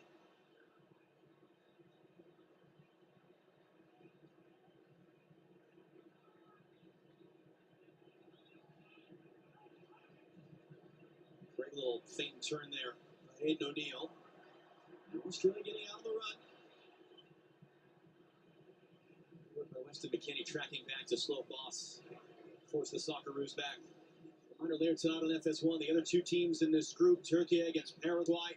In the South Bay area, Santa Clara, California. Coverage begins at 10:30 Eastern. 7:30 in the evening tonight here on the West Coast on FS1.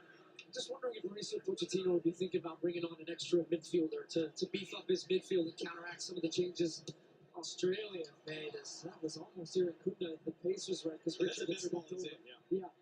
And you can hear a little bit of uneasiness right now. Matt Freese barking at his back line. I just think, look, you played the two strikers, you've got the two goals. It's not that you're going defensive by taking a striker off. You're just giving your midfield a little bit more of dynamism and matching that extra man that Australia have now and solving some of these situations pressure-wise. Because look, U.S. are 2v2 against the back right here, struggling to play out of the back a little frantic. Ball turned over again. Here it comes into Aaron Kuna trying to lay it off. Opano, Metcalf wants it. Metcalf has it. Matt for his second save. And you need somebody, too, I think, that is a bit of a calming influence on the ball to help in the build-out. U.S. struggle to clear their lines. Richards hooks it away. Adams hooks it away. He had time and space, but just because of the pressure, you don't want to take any chances. You end up getting some good pressure on the shot at the top of the box. Tillman, great work to win the ball. Rides the challenge. Tackled away from behind. No foul by Italiano.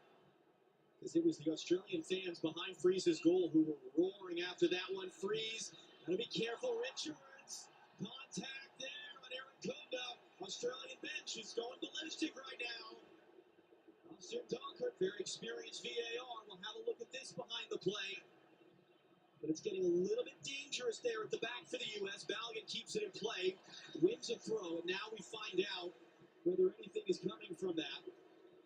It looks like Felix Meyer has waved his arms and waved it off. No, it's not enough. And Aaron Kunda's not getting to that ball anyways. But Chris Richards using his body, that shoulder to shoulder, gets across him there. But I'm curious now, how did the U.S. respond here in this moment? Australia's pushing. They're building momentum. They're buzzing around the field. Heard so much about this team being more mature from 4 years ago. Handle the emotion of it, but also at times put your foot on it. Calm the game down. You don't want to get sucked into this type of game when you've got 2-0 lead. Great tackle by Weston McKinney there. We're about a minute or so away from the second half break. Might be coming at a good time for the U.S. And that's something Tyler Adams there in the bowl said to us last week in Orange County. We now have seen everything we need to see at a World Cup because we lived it 4 years ago.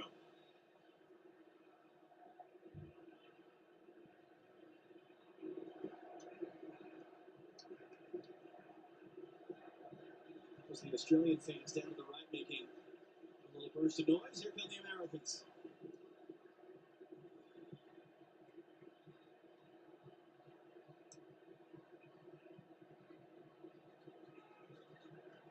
Freeman wants it. Adams on too late.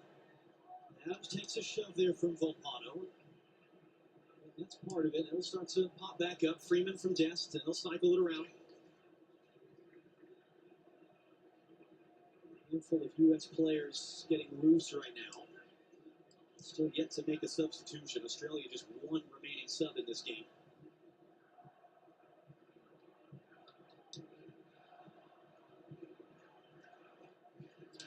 Anthony Robinson making a big run. Ream trying to find him. Robinson tracking over his shoulder. He'll just tail out for a throw. And that will take us into the break. A match break presented by Lenovo. Midway through the second half. The U.S. managing things very well right now. There's going to be a late charge coming from Australia to be sure. 2-0 to the U.S. here in Seattle.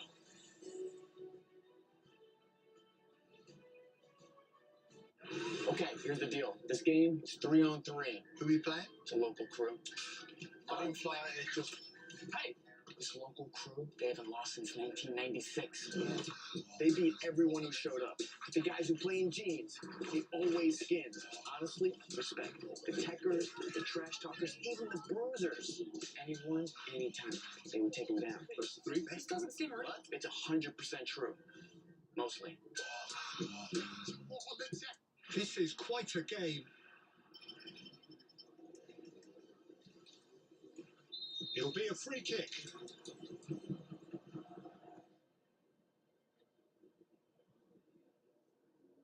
Oh, what a goal! Unbridled joy and emotion overflows.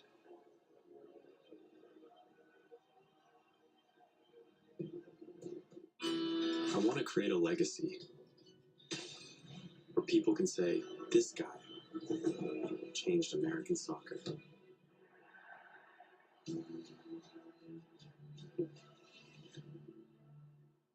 Turn back time when you're injured with Valvoline Restore Protect, the first of its kind motor oil that removes up to 100% of engine-killing deposits and protects against future damage. Ask for Valvoline Restore Protect at your next oil change.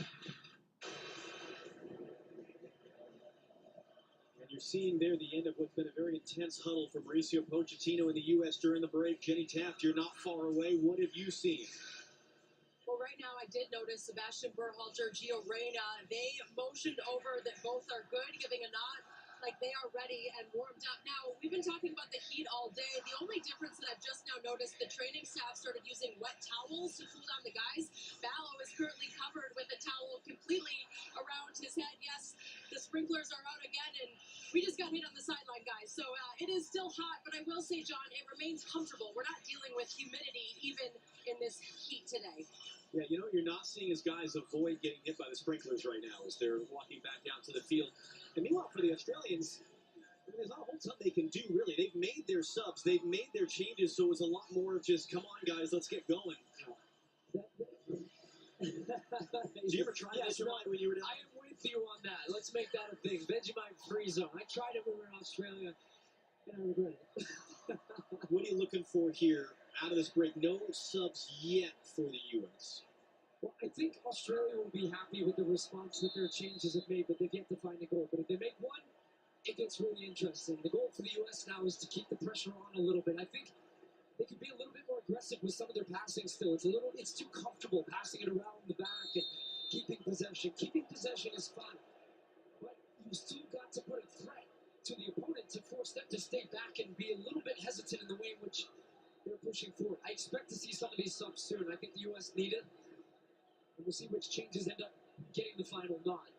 You can only see the top of his head, but it looks like Sebastian Berhalter is moments away from coming on the field. Tess battling hard on the outside, can't win the ball cleanly. Ferreira could a good tackle, Chris Richards. Now Pepe had an option to lay it off for Dest. Freeman will try to get Dest on the run. In the end, all David O'Neal can do is play it out for a U.S. throw. It's Freeman's third career goal.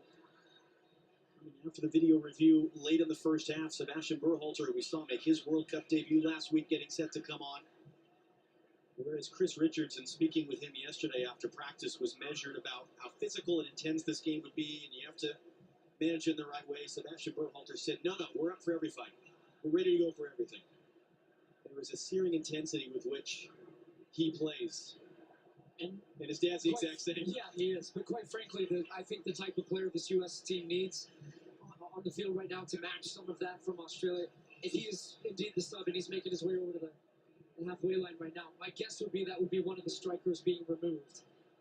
Metcalf, and that was as casual interception as you'll ever see from Serginho Dest as he was trying to find the open side of the field. That's a loose pass there, Adams. Big tackle. Picked up by Italiano. Swept away by Adams a second time. Job not done.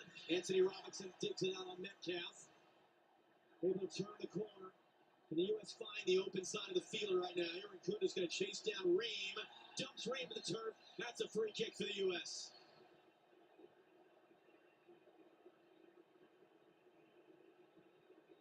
18-year age difference between those two gentlemen coming together there. Yeah, but the Aussies are hunting the ball now. They coming in strong and also late, as you can see the foul there on Tim Ream. Berhalter's ready. And they've been having a hard time with that electronic board all day today. Mr. Ayrton became Australia's youngest ever World Cup goal scorer last week. Trying to get him going. It'll be Ricardo Pepi taking off for Berhalter.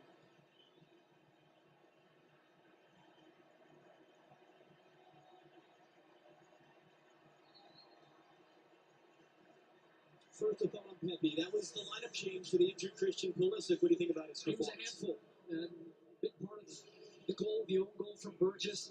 I thought he did a lot of selfless running that you won't always get credit for as a striker, but running into the channel, hold up play, link up play with Balogun, the two of them worked well together. Great work from Anthony Robinson. Look at that strength here from Balogun.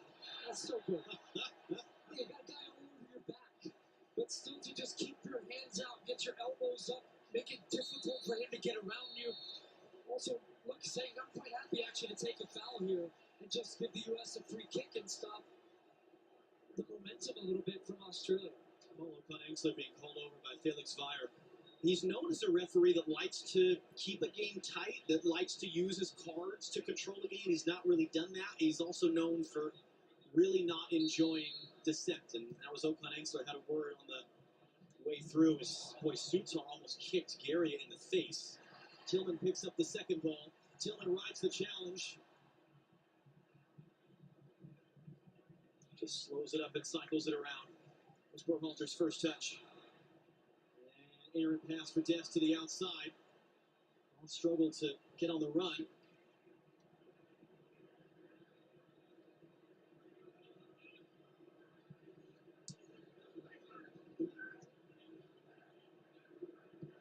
O'Neal just threaded that through for Metcalf.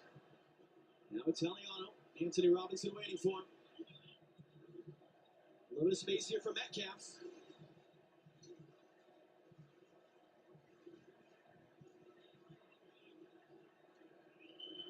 It's Volpano.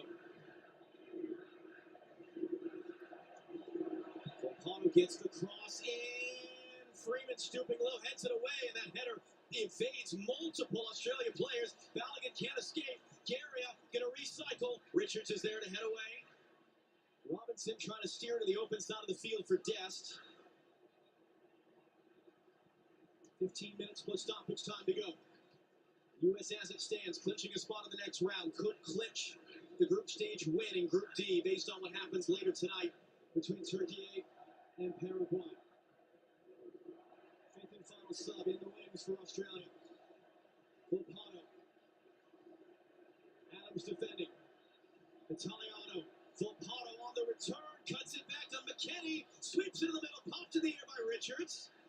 Kunda rising up. Bodies and limbs everywhere. It's cleared away. Yeah, I'm seeing some tired legs from the U.S. out there right now, not following their runners. They're going to hold this one to make the sub. Australia wanted to go quickly. They're also, imagine going to check something in this Austin sequence. Docker wants an extra moment to take a look in here. So it hits his hands, but that's not a penalty. And you can see Felix Weyer, the referee to the right, he sees it pretty clearly. And the reason it's not is that they're both challenging for the ball. There's not an unnatural movement from his hand up to the ball. The ball doesn't move because of that. I don't think this will be anything from a handball perspective. All Oakland Engsler will be replaced here. And once a sub happens, that means that has indeed been checked and cleared. Fifth and final sub for the Socceroos, Jackson Irvine, another long-time veteran, 33-year-old, his third World Cup. And then contact off the ball. Christian Volpano goes down. Anthony Robinson, who's on a yellow card, certainly seems unimpressed with Volpano's going to ground. Volpano's been a nuisance since coming into the game. You see his creativity. He's a difference maker for Australia. I didn't see what happened off the ball down to our right. And that sign there says nothing in it from the referee. So that's being communicated via the VAR. So he initiates it. And then look, the left arm comes up from Robinson. And he's trying to bait Anthony Robinson into getting a yellow card. Whether you like it or not, this is part of the game. I like that you have VAR in these moments that would not allow this to end up being something that would be whistled or Robinson would be punished. But if I'm Pochettino, I'm thinking about Robinson right now on a yellow and under pressure that maybe he's a guy you would bring out of the game. Austin Trusty and Joe Scally are prepared to enter at the next opportunity for the U.S. And they're going to set up here. This is one of the weapons they have. Alessandro Cercati has a long throw in him. And he's going to come across from one side of the field to the other to take this long throw. Everyone back to defend in the box for the United States. Got to be aware of the second ball. Comes backwards and short. O'Neal will return. Cercati blocked by Balogun. Australia corner.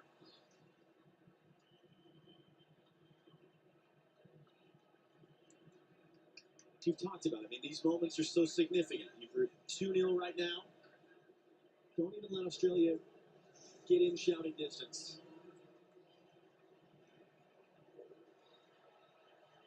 11 minutes to go. Plus stoppage time. Third corner of the game. Swept in.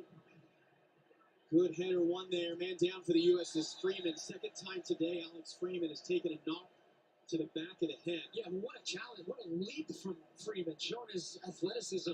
That's the guy he's marking, it says a lot, is 6'6". And Freeman just with a huge jump to win that one and take some contact and wins a foul for the U.S. Well, they've put Dest and Anthony Robinson's numbers up, but the U.S. coaching staff is just making sure Freeman is okay as well. Now, the U.S. players have to hustle off here. Now they are saying, you guys got to run, get off the field, because if you don't get off within 10 seconds, you can't come on for a minute. And the U.S. might be about to play one or even two men short. And what the U.S. is arguing is we were waiting to be sure that Freeman is okay.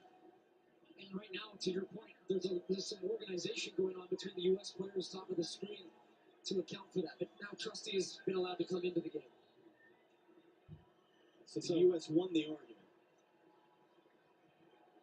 All right, we'll see what this setup is now for the U.S. Looks like Trusty's going to slide out to the left back position. Yeah, Tony Popovich is furious right now. He's talking to the officiating crew about that. So 2 World Cup debuts. Joe Scally, 23-year-old from Long Island. Grew up childhood friends with Gio Reyna. Austin Trusty, 27-year-old from Medina, Pennsylvania. Just won a league title at Celtic in Scotland. Long time coming for him to make his World Cup debut. Just his 9th ever appearance for the U.S. at the age of 27. Jackson Irvine is able to control a bouncing ball. Here come the Australians. You got 2 new players on the field for the U.S. trying to get up to the speed of the game and trying to get locked in with their teammates. 9 minutes plus stoppage time away. The U.S. as it stands, clinching a spot in the next round. Could clinch a group win by the end of the night. That cross takes a block. Berhalter's first there. Big challenge there with O'Neal. Loss on the outside. Pablo will cycle it around. One of the things you brought up, U.S. has not had a shutout since September. And a win against Japan, a win that really changed the momentum a lot in the fall for this U.S. team. They would love, love, love to get a shutout win here today.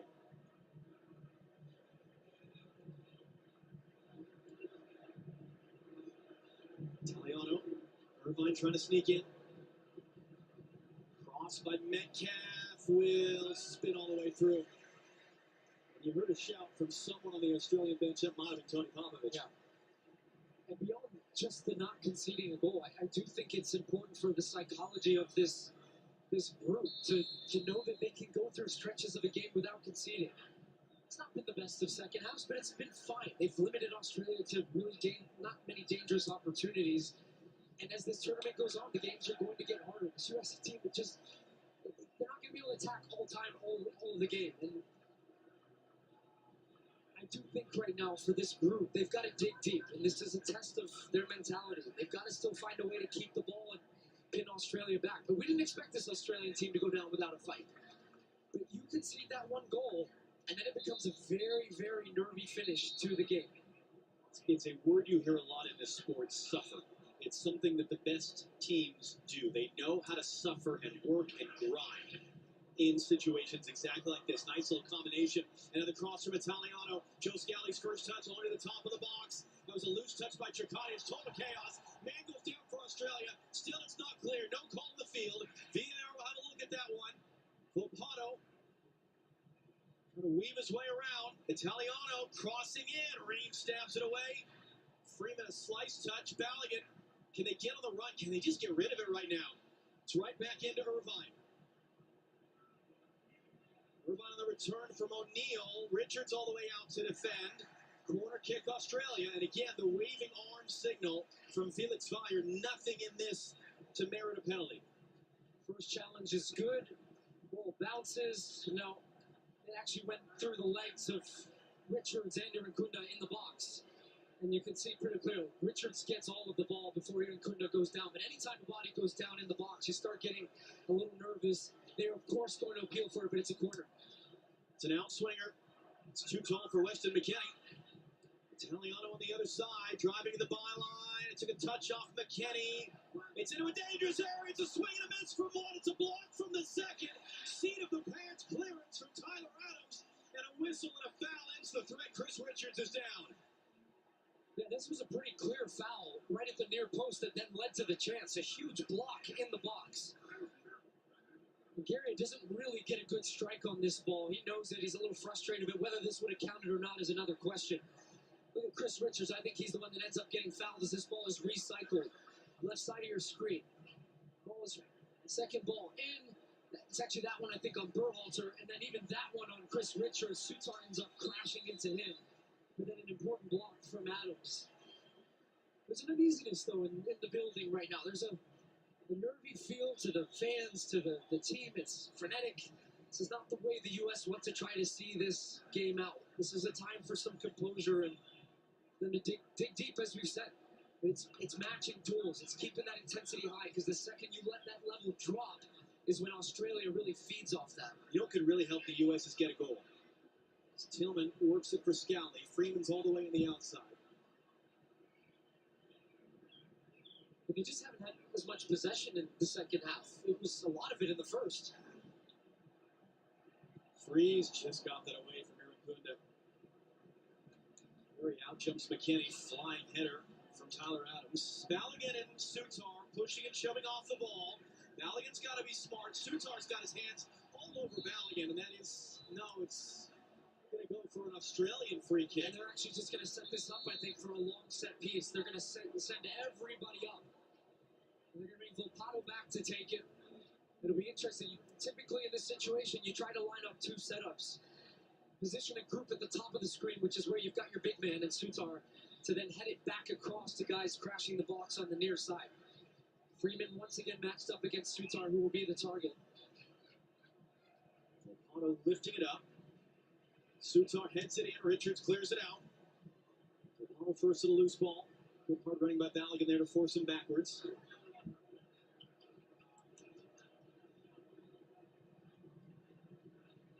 Volpato rolls it forward for Irvine. Trying to return.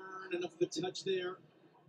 It's going to be whipped back in across. Chris Richards wins the header. Second ball into the stands.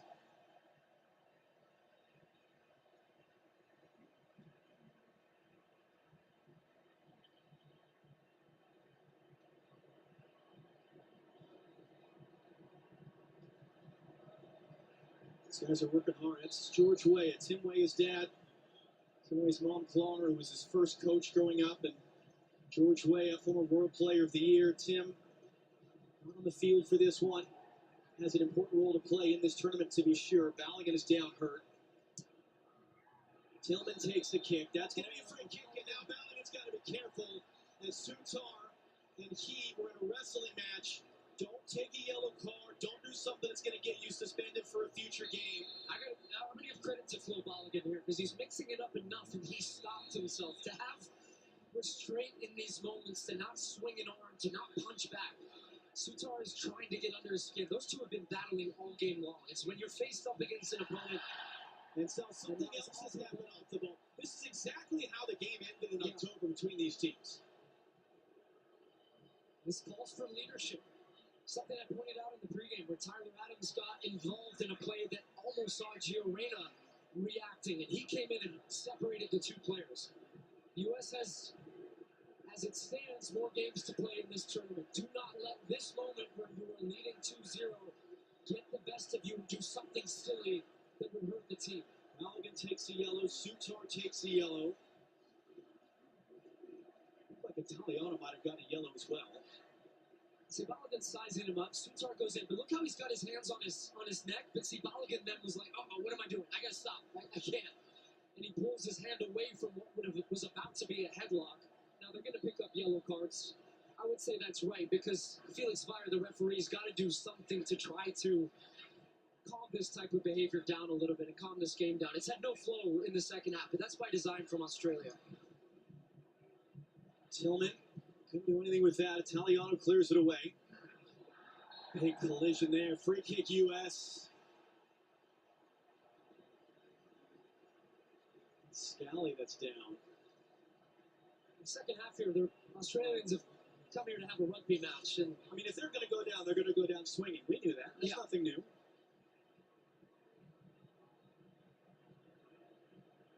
That's more Australian rules football, I would say, than rugby. It's fair. Both. And here's the other part of the advantage of this situation.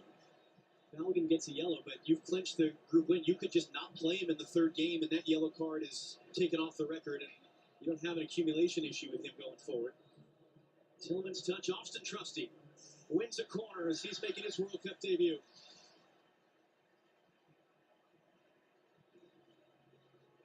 Confirmation, Italiano did get a yellow in that little sequence a moment ago as well. And we'll see how much time is going to come up here. With the 3 minutes for the break, we've had a couple players banged up. We'll see if they played this short. They might try and limit it. We're in the 90th minute. We expect 6 minutes, yeah.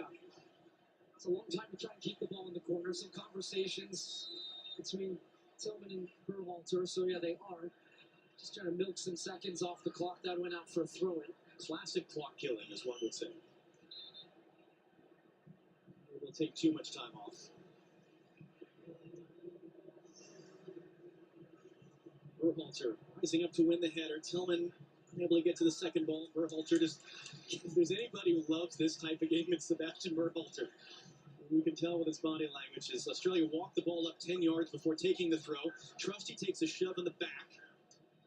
Volpato, pass one. McKenny can't get there. Trusty from behind. Aaron Kunder keeps it in play. Italiano.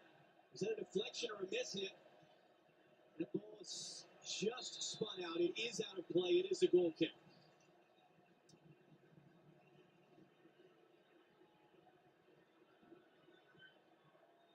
So this was the scuffle. Bottom left of your screen. Look. That was the incident we didn't see before. Pretty clear. U.S. trying to get in front of that ball, blocks him out. Italiano, he's had a difficult afternoon. Just the U.S. been ramping down his side, forcing him to defend.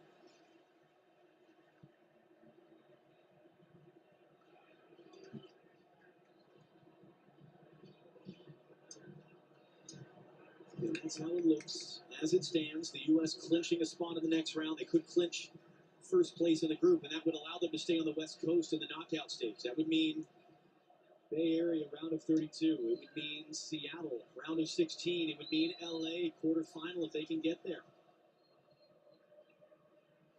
There is a big difference, too, winning the group and being second in the group for the type of opponents you get, in addition to the amount of travel. It's going to find Balogun. Down for Malik Tillman. Sutar trying to come across. Tillman for Balogun, too far in front. It's going to stay in. Balogun cycles it around. There's no one in the box for the U.S. Freeman. Berhalter for McKenny. Balogun. And not quite the right angle for Berhalter, although his block holds it in momentarily. Scally's there with a header. Aaron Kuna trying to sneak in. Draws contact off Richards. He's going to get a yellow for this. So now Chris Richards on a yellow card as well. Coming across, though, this is a smart foul. This is textbook tactical foul.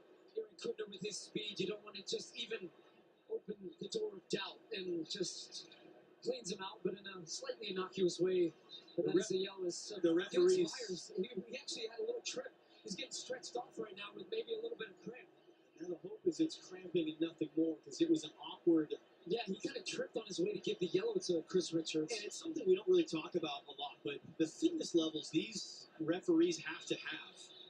One of the ways you hear it phrased is the referee has to be more fit than any given player on the field, because he or she has to be in position to outrun a quick counter to be able to be there to make the call. And it's a warm day. The sun is out. You've got FIFA medical staff. Mark Clattenburg is with us. It's rare to see this, Mark. It's unfortunate to see this, but I mean, this is just as much as it is for the players, a physical challenge for the refs. It certainly is, and it's happened to me many times in games where probably you haven't got the fluid on, and therefore you cramp up. And it was interesting when he went to give that yellow card, his movement was different, so therefore he needs to get salt in his body. It's a hot day, referees are acclimatizing to the conditions, and there's a prime example, but it certainly happened to me in key games. It's a bit embarrassing, but I'm sure he'll move on. And Mark, the other piece of it I think is interesting. You look at these referees now, they got microphones, they've got cameras, they've got the spray. I mean, that's a lot of gear you're carting around too. It certainly is, especially now in the modern day, the amount of equipment that they have on for all of the technology. But Felix Zayal certainly carry on. He's only got, 2 minutes plus a little bit more of stoppage time to deal with. He can protect himself as long as the game's not stretched. I'm sure that the reserve referee will not be used in this one. We saw Katia Garcia of Mexico, the fourth official, run over some hydration. Gio and Haji Ryder preparing to enter. Fans are trying to push their American men over the line here. Still about 2 minutes to play. Here comes the Australian free kick off the Richards yellow card. Pops sideways. Malik Tillman is high and as far as he can boot it. And Pelican was trying to take it clean out of the air. Just got to reset here defensively. Trusty heads that away in front of Italiano. The U.S. want to make subs. Yeah. They were screaming at the fourth official. And they're saying that the paperwork wasn't ready. So the U.S. is still having to defend. No, they're not. That's all the way through. And just keep in mind, too, that number you're seeing, with 1 minute, in essence, it's going to be a little bit more. It's only the referee who actually knows how much time is left in this game because of the added time with him being down on the ground. Flo Balogun created the own goal that was the opener. Haji Wright is on to replace him.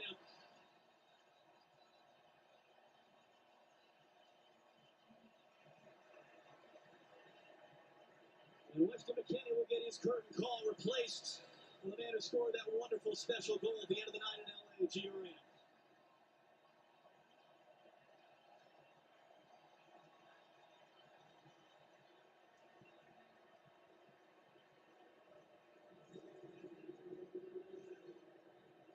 Another really, really good performance from Flo Balogun and Weston McKennie. Heartbeat of this team. Balogun, well, not on the score sheet tonight. He was, in essence, by playing that ball that it resulted in the own goal. His running, I've just said time after time about the running of the strikers from the U.S. that really helped open up the game. They're still got a job to do, though, to finish this game off. Jurgen Kunda battling with Trusty, gets up first, gets to the ball, gets across it, tapped away by Sebastian Berhalter. Tyler Adams hits the eject button. Tillman gonna get it back actually from Garrett. Can he play it? Haji Wright, it might be offside. We'll find out. Haji Wright walking his way through, shot is blocked, flag comes up for offside anyway. But he milked a few more seconds off the clock. Can't be more than a few left on it still.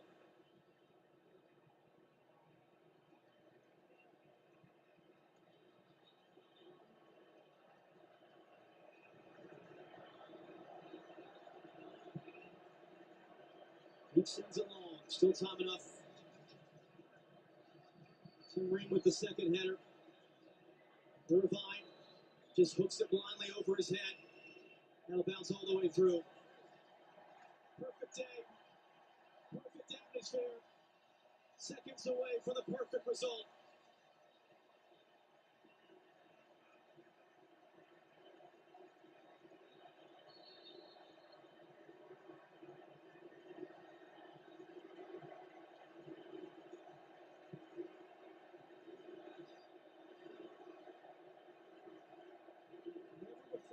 Has the United States been able to clinch a spot in the next round with one game still to go? the group stage at a World Cup. Malik Tillman get an exclamation point. Haji Rai not going to get there. We're just kind of battling Chircotti to the loose ball. That's the end. One down. And the United States will know for sure they are marching on to the knockout round of this FIFA World Cup.